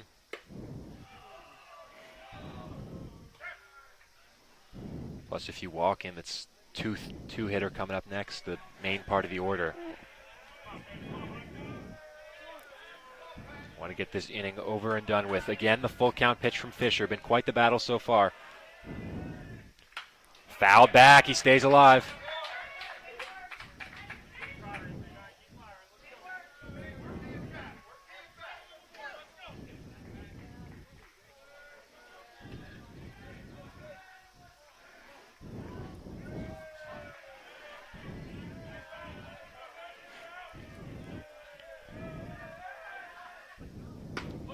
Inside, ball 4. Just missed inside. Close pitch there. So walk for Agone. Just missed the inside corner according to the umpire. And Greg Trezzo will come up, so Fisher loses the long battle.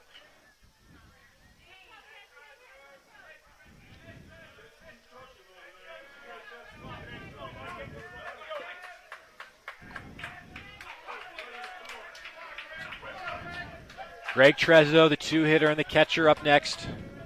1 on, 2 out. First pitch from Fisher. Trezzo, high fly ball down the left field line. Mason over for a look. And he can't catch it, out of play. Looks like maybe it hit something down there.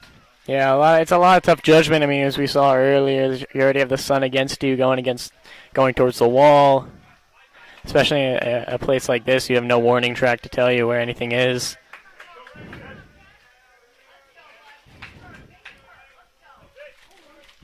Oh and 1 to Trezzo. Laid down a sack bunt, popped out to short, and flied out to center. 0 for 2. 0-1, runner goes. Fouled off, and it's 0-2. Interesting hit and run decision. Wanting to go to the right side to try to prevent the play at second, but a little bit too far. Biggest thing about that is if you do waste your hit and run on a foul ball now, you've taken some energy out of the runner at first. You don't want to send him too many times and he's not able to score on a double. 0-2, time asked for, not granted, and it's fouled straight back. And Fisher has forced them to put a lot of balls in play, but he doesn't really have the strikeout ability or pitch. Just one so far this year coming in today. And he doesn't have a strikeout so far in the inning and 2/3 of relief. 0-2 to Trezzo. Throw over, check on Agone. He's back in there safely.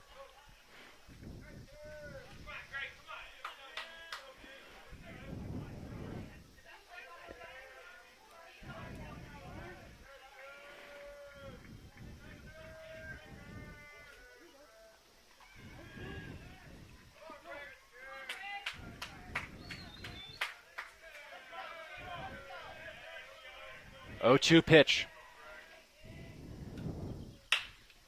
High pop-up, foul along the right field line, and back out of play. These Middletown South batters are making Chase Fisher work hard.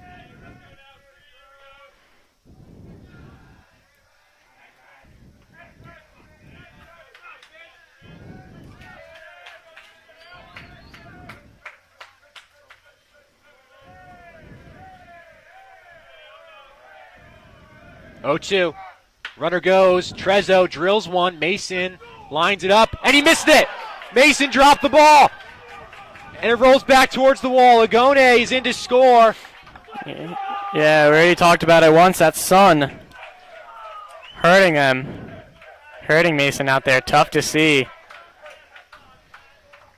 So Agone comes in to score. It's 6-2 Middletown South. Fisher was off the mound celebrating, assuming that ball was going to be caught. Most Logan situations Mason, would be. who had trouble with the ball earlier in the inning, dropped the ball, and it's 6-2, and Chase has more work to do.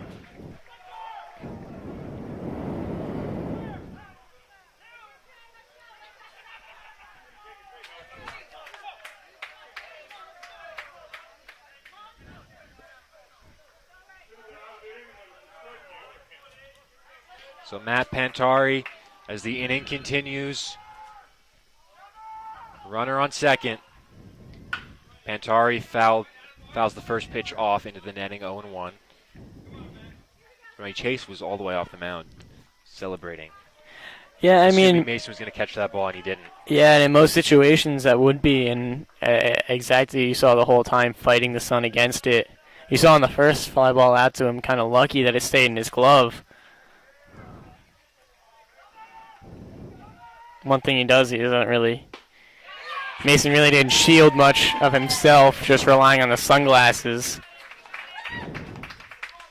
Swung on and missed from Pantari, 0-2. Chase needs good pitch here.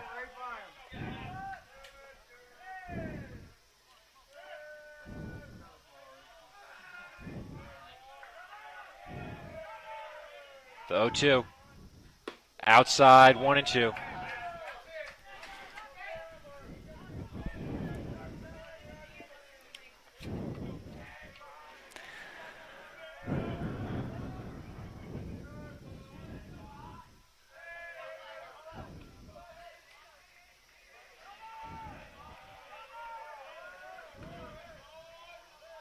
One, two. Pokes one into left. Coming out is Mason. Dives. He can't make the play. Trezzo around third. He comes in to score.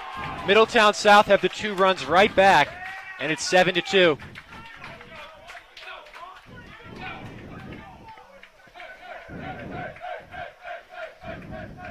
So a very strange inning for the Red Devils.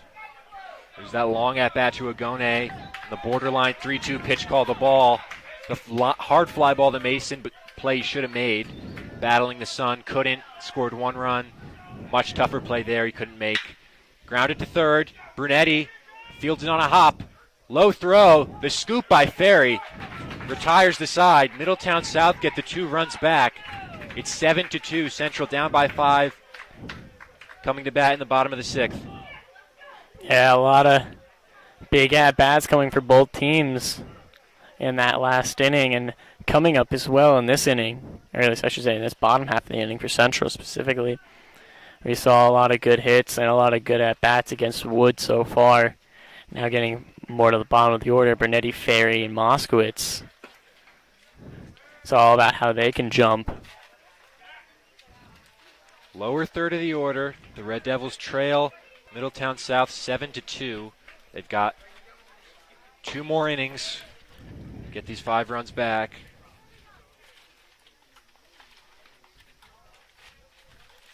Seemed like they had Wood on the ropes a little bit, but the double play that Mason hit, really a rough inning for Mason all around.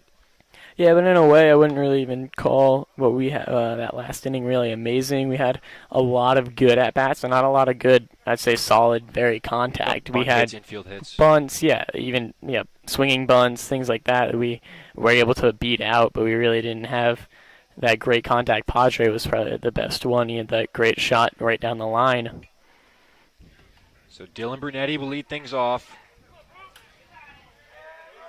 I feel like if Mason was having trouble in left, any fly ball hit to the outfield is going to be tough at this time of day. Yeah, it's really changed. We went from earlier probably not having an issue with it, maybe even just losing it in clouds, which how dark they were, it wouldn't have happened, to now you're actually fighting the sun, probably not something you expected coming into this game. The Red Devils need a rally. Brunetti, Ferry, and Moskowitz. Dylan popped a bunt up to the catcher and struck out today. He's 0 for 2. Bottom 6. First pitch to Dylan is inside, 1-0. Yeah, not really a good line to look at, especially the bunt and then a strikeout as well. Two things that you don't want at all. 1-0. Catches the outside corner, 1-1.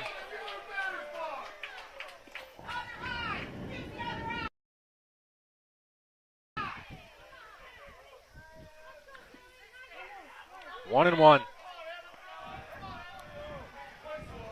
Swung.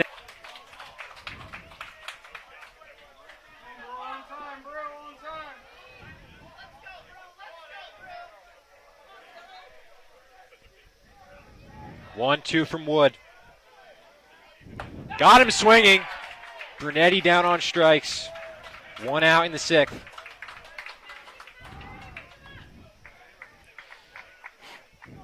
One out, nobody on. Nick Ferry. The 8 hitters flew out to left and struck out 0 for 2.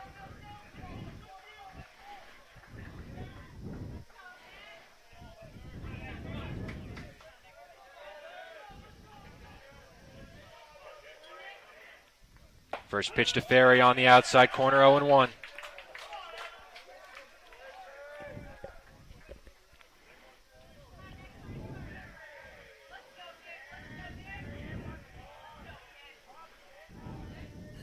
Breaking ball, high fly ball, deep right. This is back at the wall. It's gone. Home run for Nick Ferry. Absolute skyrocketing it. 7-3 game. That ball just kept carrying and carrying. The Red Devils are within 4. That's a huge momentum changer for Central. First home run of the game for either team. Big situation. That was a great job by Ferry. Wood deciding to throw a slider against him. Being early on it, just able to take that to right, I should say. And that one just kept going. Down by 4. The 9-hitter Moskowitz is up. One out, nobody on in the bottom of the 6th. First pitch to Moskowitz on the outside corner. He's been getting that outside call all day. Moskowitz has flown out to center field and struck out today, 0 for 2. Moskowitz lines one the other way, just foul, 0-2.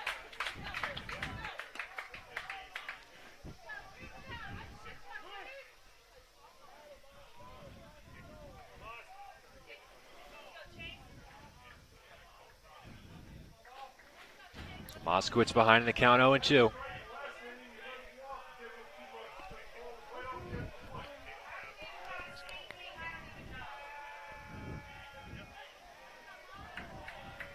Oh, 2 to Moskowitz. Breaking ball in there. Strike 3 called. 2 out in the inning.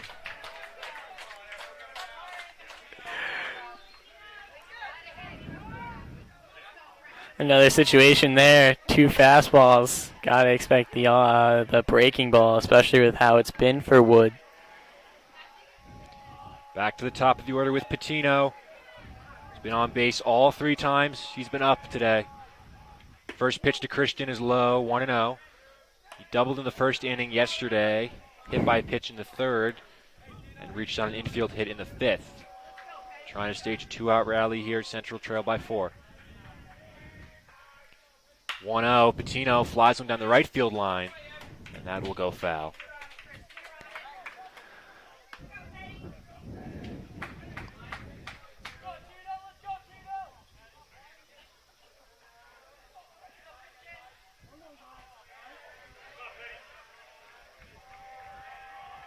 One.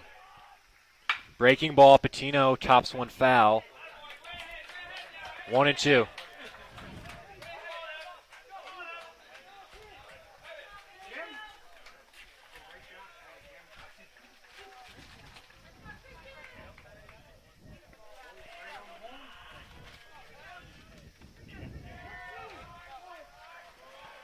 One and two to Patino.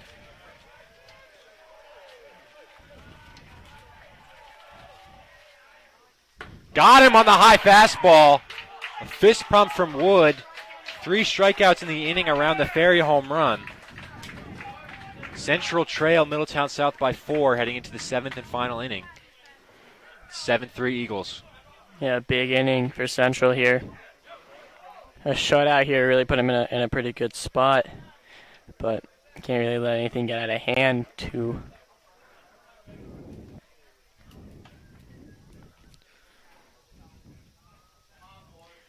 Interesting to see who's going to pitch for Central. Still might be Fisher, as he really didn't give much up, and it does look like it will be. Will be Chase Fisher. You don't want to play the game of what ifs, but those 2 runs in the top of the inning really killed a lot of the momentum that Central had. They trail 7-3. Fisher back out there. I mean, that's probably the biggest thing with Fisher. Fisher not always throwing the hardest. We see him, he sometimes will hit like an 80, at least as the board will say. We can't really fully trust the scoreboard. It will say like an 80, 82, and then sometimes it'll also say like a 74, which that change of speed, I mean, will sometimes be good, but if a batter gets on that and they're early on it, they're going to be taking that to left to Mason, who has the son he's battling.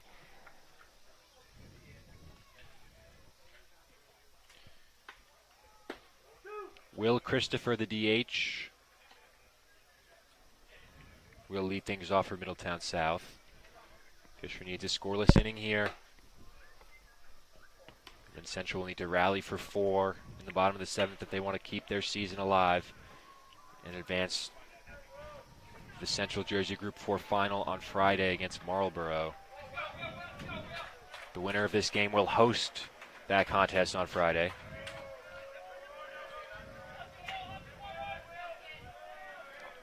First pitch to Christopher. High pop-up. It'll tail back out of play.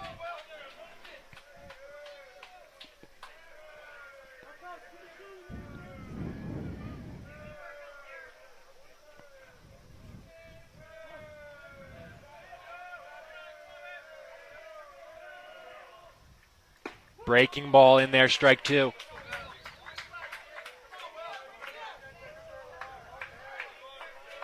Christopher, Schild, and then Tom DeMarco for Middletown South. 0-2, grounded foul.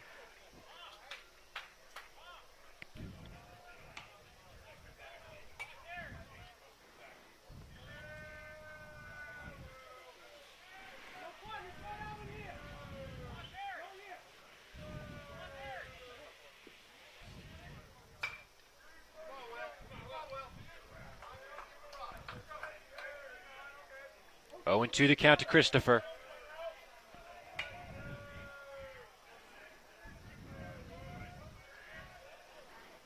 Breaking ball, just got a piece, fouled it back.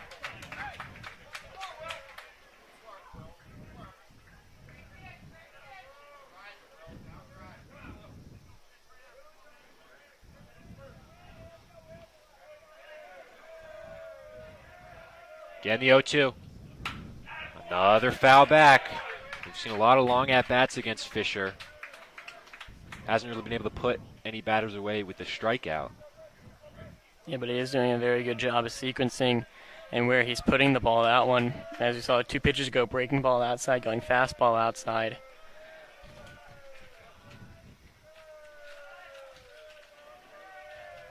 Again, the 0-2. Breaking ball, he went around. Strike 3. Great job there. Way to win the bat on that one. That high off speed, something you don't see much of. Christopher retired. Now Ben Schild, who started this game on the mound, came out after the rain delay today.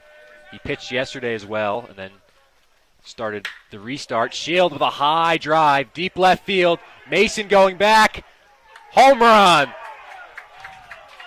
Yeah, Schild was confident in that one off the bat.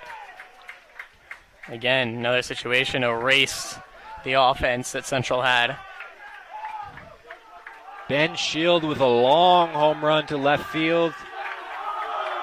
He's done it all today. Set the tone on the mound. It's 8-3 Middletown South.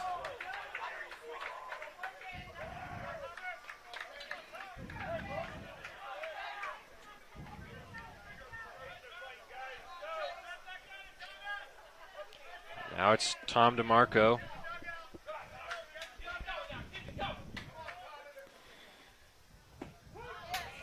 That one in there, strike 1. The home run from Schild erases the home run from Ferry.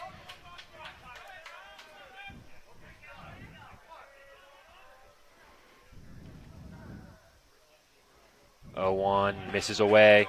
1-1. So we saw Central strike for 2 in the bottom of the 5th. Then Middletown South got the 2 runs right back in the top of the 6th. Central struck for 1 in the bottom of the 6th, but Middletown South get it right back in the top of the 7th, keeping that deficit at 5. Up the middle, through the hole, base hit. Past the glove of Fisher. Moskowitz was playing over to the right side. It's a hit for DeMarco. Still just 1 out in the inning.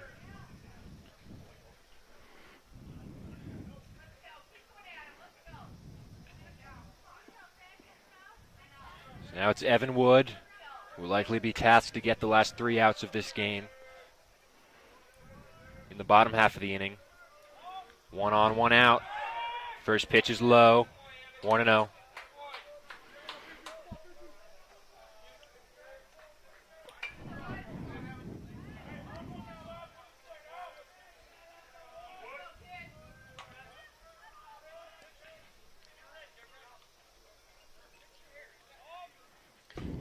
A 1-0 on the outside corner, 1-1.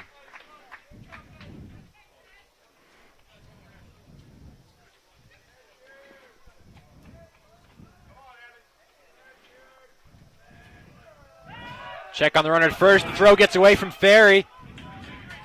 DeMarco to second. Ball still rolling around. Tom DeMarco all the way to third base. On the wild pickoff attempt. Middletown South, another runner on third. 1 out. Yeah. Really, it seems like everything that could go wrong for Central in this game has gone wrong. Yeah, that throw, really, I mean, just a normal pass ball. We saw it earlier. Even a throwaway pickoff could keep the runner, but one just kept rolling. Wood sends one foul.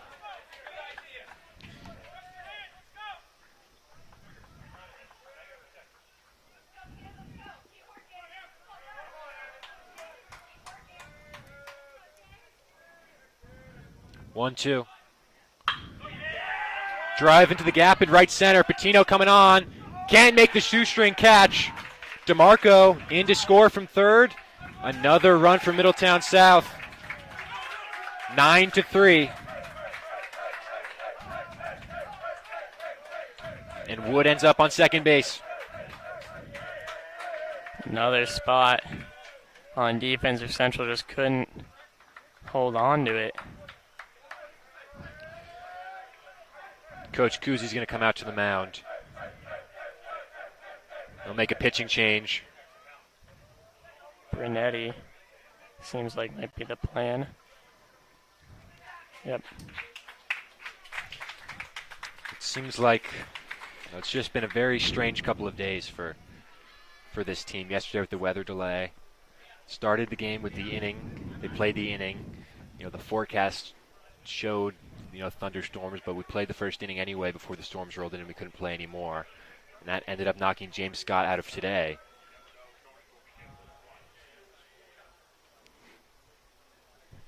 Now 9-3 Middletown South. Dylan Brunetti will pick up the ball as Fisher exits.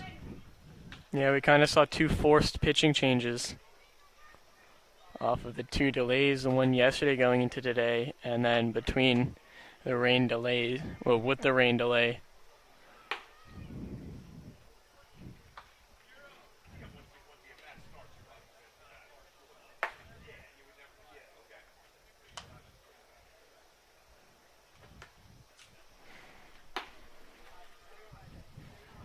Some defensive changes for the Red Devils. Ferry will move from first to third.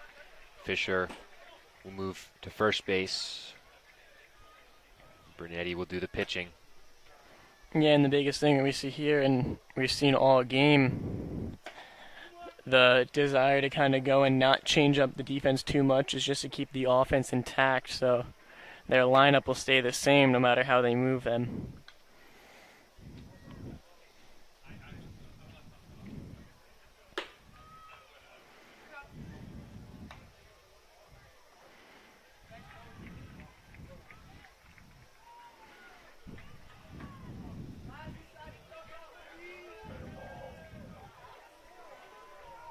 9-3 Middletown South. Will Doyle, the 9-hitter, will come up here. Still just one out in the inning. Runner on second after the double, the RBI double by Wood. Big thing about Brunetti, high velocity, not a ton of accuracy, not really much depth in his pitches either.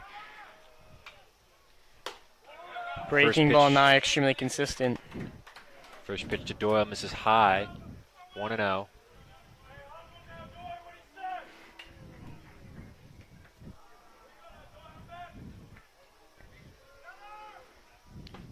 Swung on and missed. 1-1.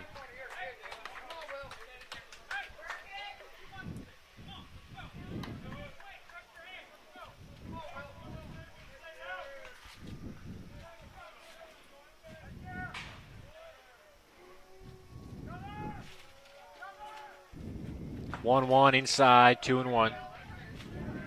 Doyle's walked in the third. Safety squeeze to drive in a run in the fourth. And then he flew out to left field in the last inning, the sixth.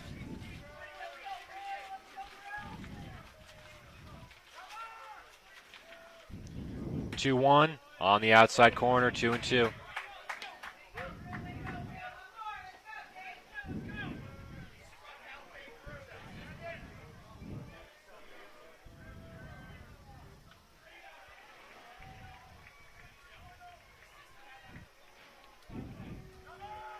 Two-two pitch. Breaking ball in there. Strike three called. Great pitch from Brunetti to retire Doyle. 2 out. Yeah, good one there, especially after not showing it at all. Not even during warm-ups, not really showing a breaking ball. Going and throwing one in that count. Now it's Patrick Ogone. He's worked 3 walks today. His other at-bat, a 2-run double. Doing some great work out of the leadoff spot. But that last at-bat for Ogone was 3-2 on Fisher. His first pitch hit him on the knee. And Ogone will take his base.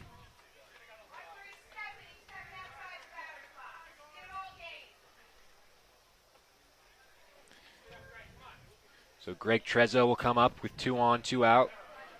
I mentioned before that at bat from Ogone was the full count. Pitch deemed to be on the outside corner. A lot of the Central fans didn't agree with that call. It seemed like the umpire's been giving it all day. That's the big thing is he is on the line a lot, which, I mean,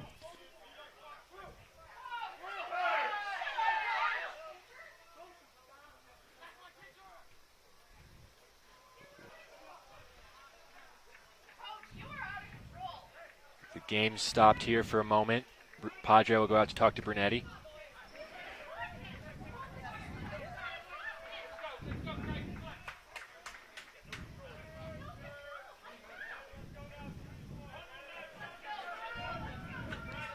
Two on, two out to Greg Trezzo. Skipped in by Brunetti. Runners will advance. Now two in scoring position for Middletown South.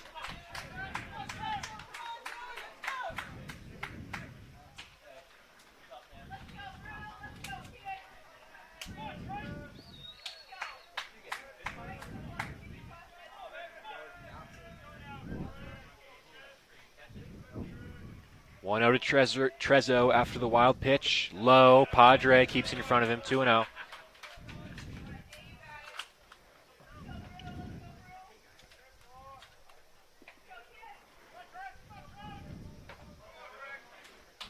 Brunetti needs to keep the score at what it is right now. 2-0. Chopped foul. 2-1.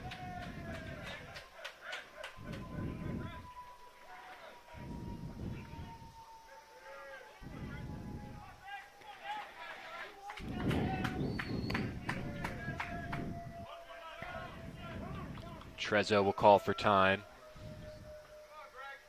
2-1 the count. Runners on second and third. Middletown South already lead by a score of 9-3. Way outside, 3-1.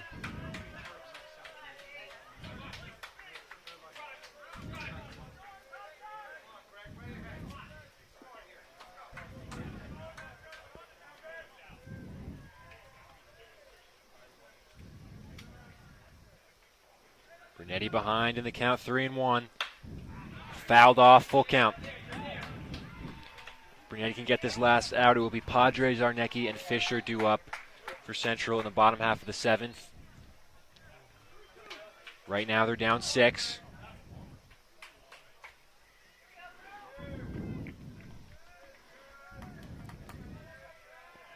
Full count pitch. Outside, ball 4. Trezzo's on with the walk. The bases are loaded for Matt Pontari, sorry.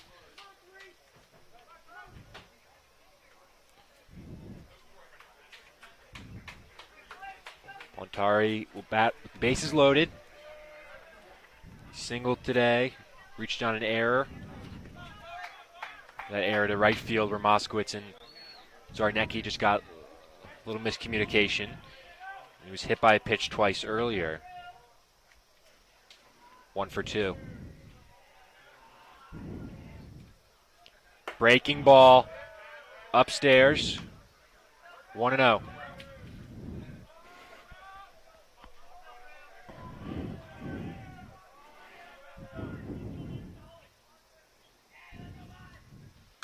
Fouled straight back. 1-1.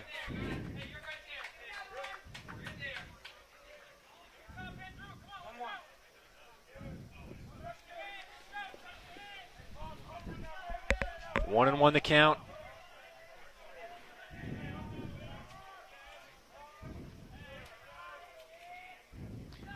In the dirt, Padre does a nice job to block it. 2-1.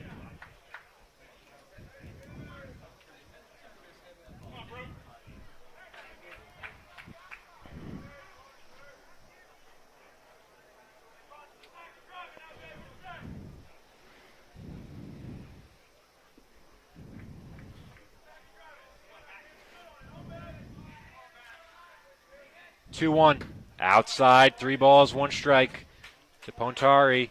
Bases loaded.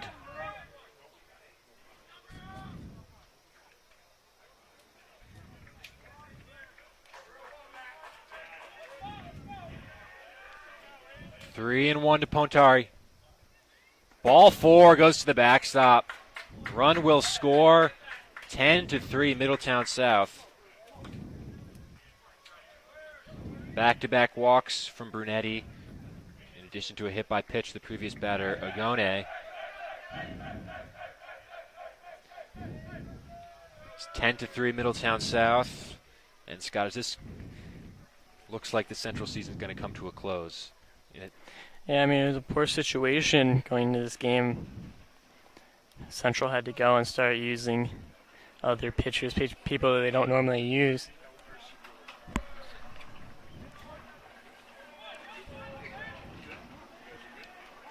Ten to 3. Pitch from Brunetti with the bases still loaded. Upstairs to Joe Stanzioni.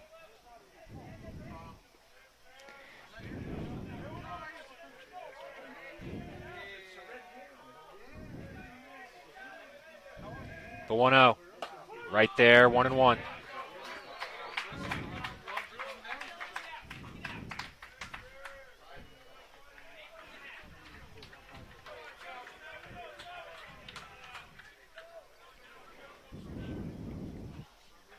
The 1-1. Time called for by Stanzioni. Yeah, I mean, the situation was poor going into this game. Not being able to have James Scott going, potentially wanting to use him after the first inning he had yesterday. 1-1 line drive, left center field. Now will drop down for a hit. 1 run is in. Here comes another. It is a 2-run double for Stanzioni. And it is 12 to 3. Middletown South. They've really busted the doors off of this one.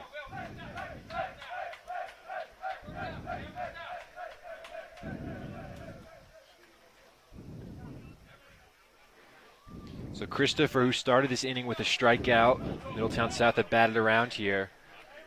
Seems almost like a situation, Scott, where Central, with the circumstances with Scott yesterday, they've just kind of run out of pitching at this point. Yeah, that was a big thing that we saw. I mean, we saw this in games that they've used these pitchers at the times where they've had a lot of games. They don't have the pitching for it. We had McCoy pitch this past Saturday. He went and he had a ton of pitches, so he wouldn't be able to pitch for a while. And then Scott going, and the start he had yesterday, along with probably how he's feeling today, decided to not use him. And that kind of cuts you down. We saw in the people that they could probably use, there were still pitchers that we've seen, Baird, Breidenbaugh, and Casella, but all of them who have been used, not in used situations against like these bigger teams.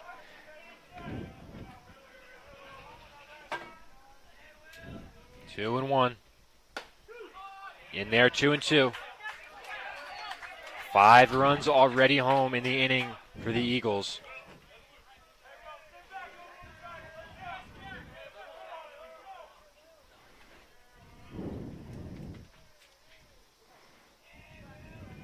Brunetti will step off.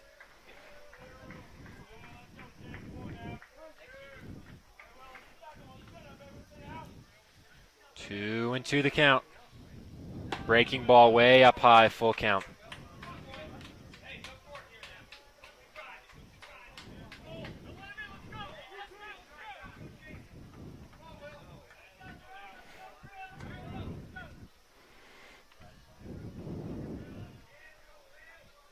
Three-two pitch. Ripped foul and out of play.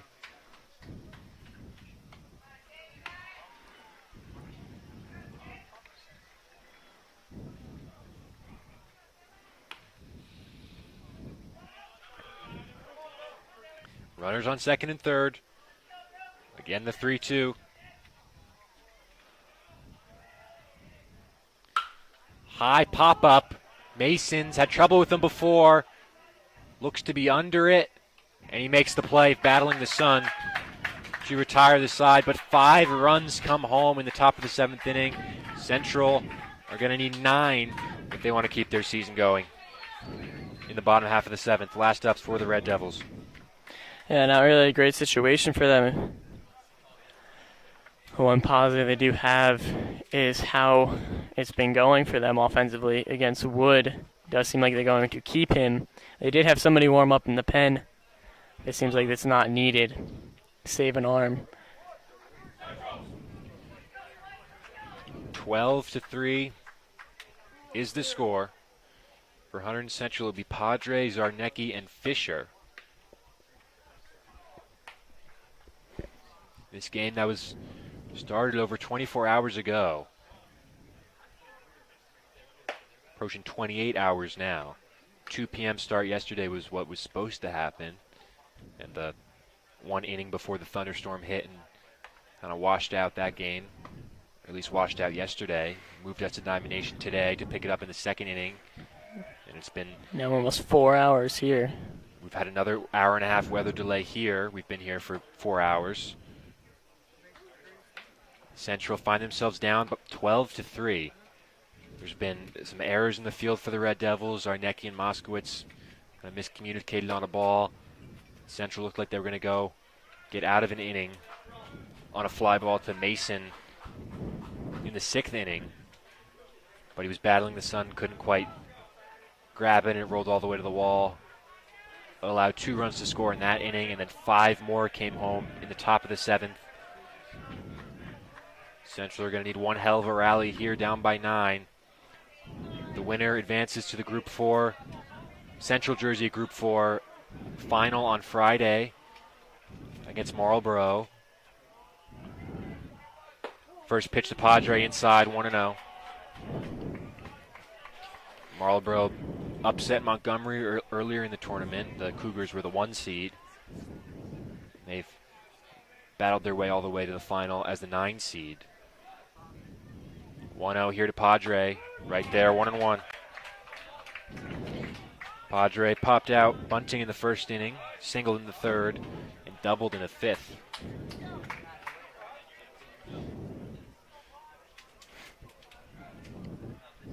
One and 1. Lions 1 foul, 1-2.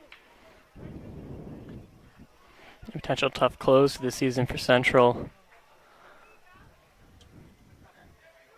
with the leaving seniors of Brunetti, Zarnecki, and Breidenbach. But almost see that as a good thing, only 3 leaving. This team still has a very heavy set next year. This team is going to be very talented next year, maybe even more so than this year. The 1-2 to Padre, fouled off. The only really guys you're losing are Zarnecki. The real core guys are Zarnecki, who's been batting 3rd all year, and Brunetti, who's played 3rd base and done some pitching. Yeah, I think it's going to be great. We're able to see all these guys grow one more year. James Scott come in as a junior, maybe a big... McCoy as a senior. Yeah, I think James Scott probably has a chance of the biggest upgrade. Ripped into the gap by Padre. That'll get down and roll all the way back to the wall. A leadoff double for Brandon Padre. He's 3 for 4. That's twice now. Padres had no issue spotting a slider and squaring it up. So now it's Zarnecki. I think that's the biggest thing for this Central team against Wood. Wood extremely good with his slider, but if Central sees it twice, then they're going to jump on it pretty easily. You saw Padre do it now twice. If he gets down the order, Ferry went and took that slider deep. With Padre at second, Central down by 9. First pitch to Zarnecki is off the plate, 1-0.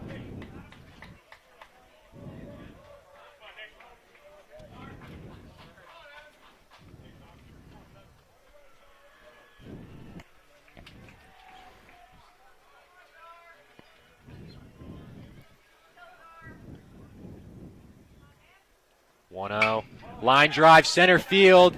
It'll land for a base hit. Back-to-back hits to start the inning for Hunterdon Central. Padre advances to 3rd. Runners on the corners, nobody out. Central trying to rally here, down by 9 in the 7th inning.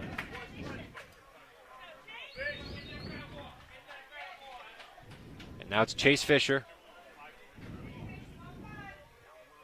He's 2 for 3, but struck out in a big spot back in the 3rd inning when Central had the bases loaded and nobody out against Schild.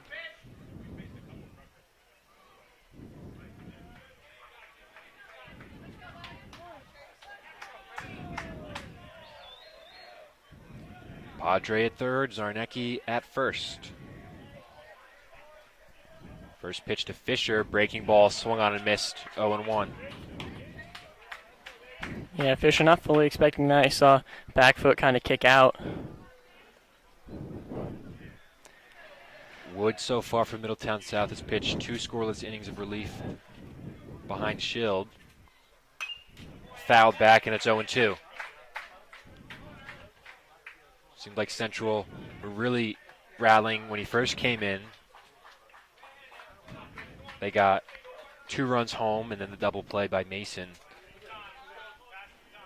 put an end to that inning, keeping the score at 5-2, and it's just gotten worse for the Red Devils from there.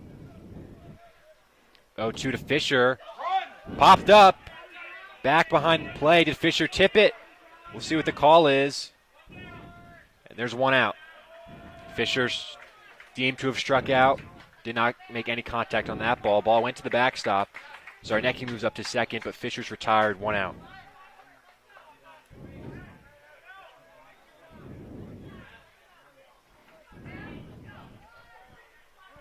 Now it's Fasinelli. Central got 2 outs to work with down big in the 7th.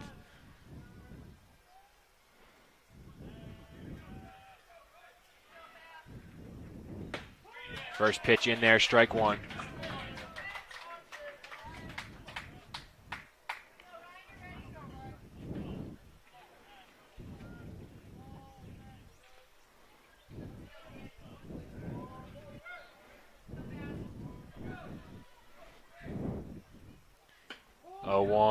Off the outside corner, 1-1. Pitch has been called to strike pretty often today, but just off the corner from Wood.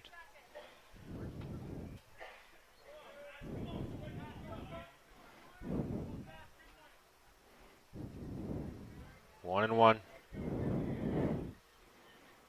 Breaking ball in there, 1-2.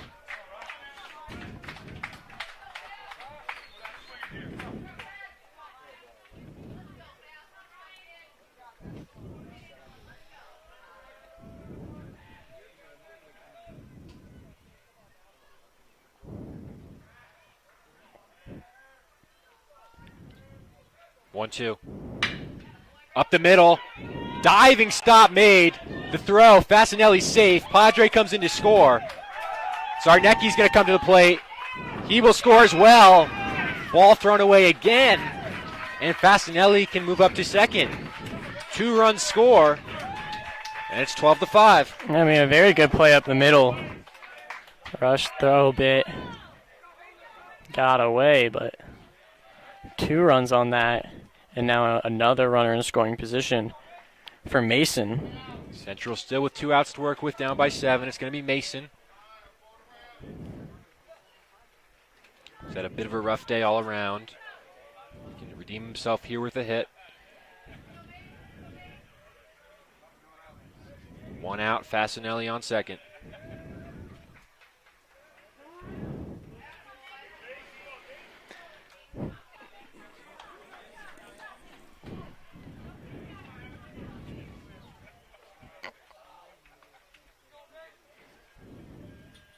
First pitch to Mason, misses away, 1-0.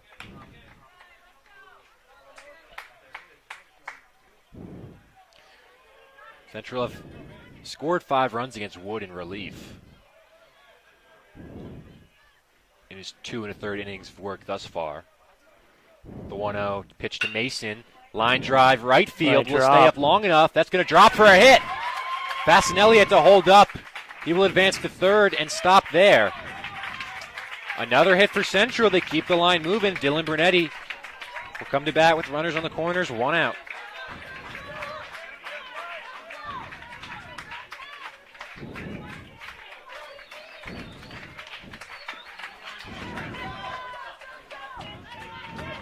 Middletown South does have a player in the bullpen warming up, just in case it does start to get a little more out of hand. 1 out, Central trail by 7. Fasinelli at third, Mason at first. Dylan Brunetti up to bat.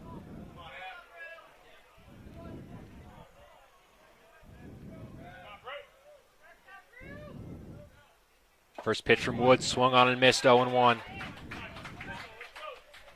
Brunetti struck out twice today and popped out on a bunt attempt.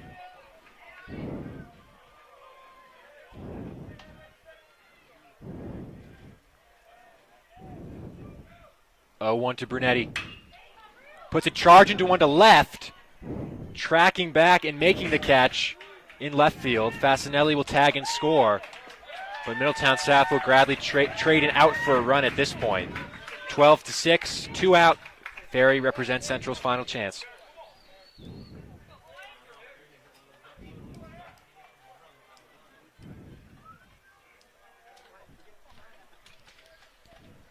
Central down to their final out. Brunetti, or check that.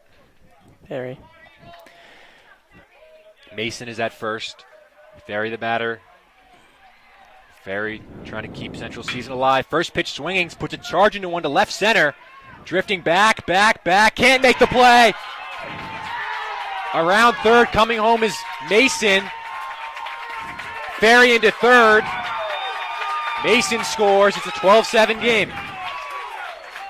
A big hit there. Center fielder not able to hold on to it and just kind of throws it in, which gives Ferry third base. Think about if Middletown South might be wanting to make a pitching change soon. Woods got hit hard today. 7 runs allowed in 2 2/3 innings of relief. Central still trail by 5. You just think about just some of those runs that came home earlier in the game for Middletown South. If those could have been prevented, this would be much different looking. Now it's Moskowitz trying to keep things alive. First pitch from Wood upstairs, 1-1. 1-0, check that.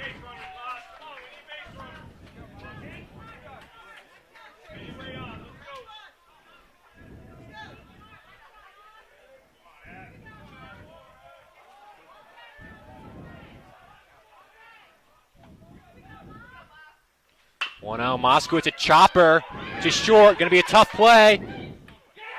And he makes it. And that will do it.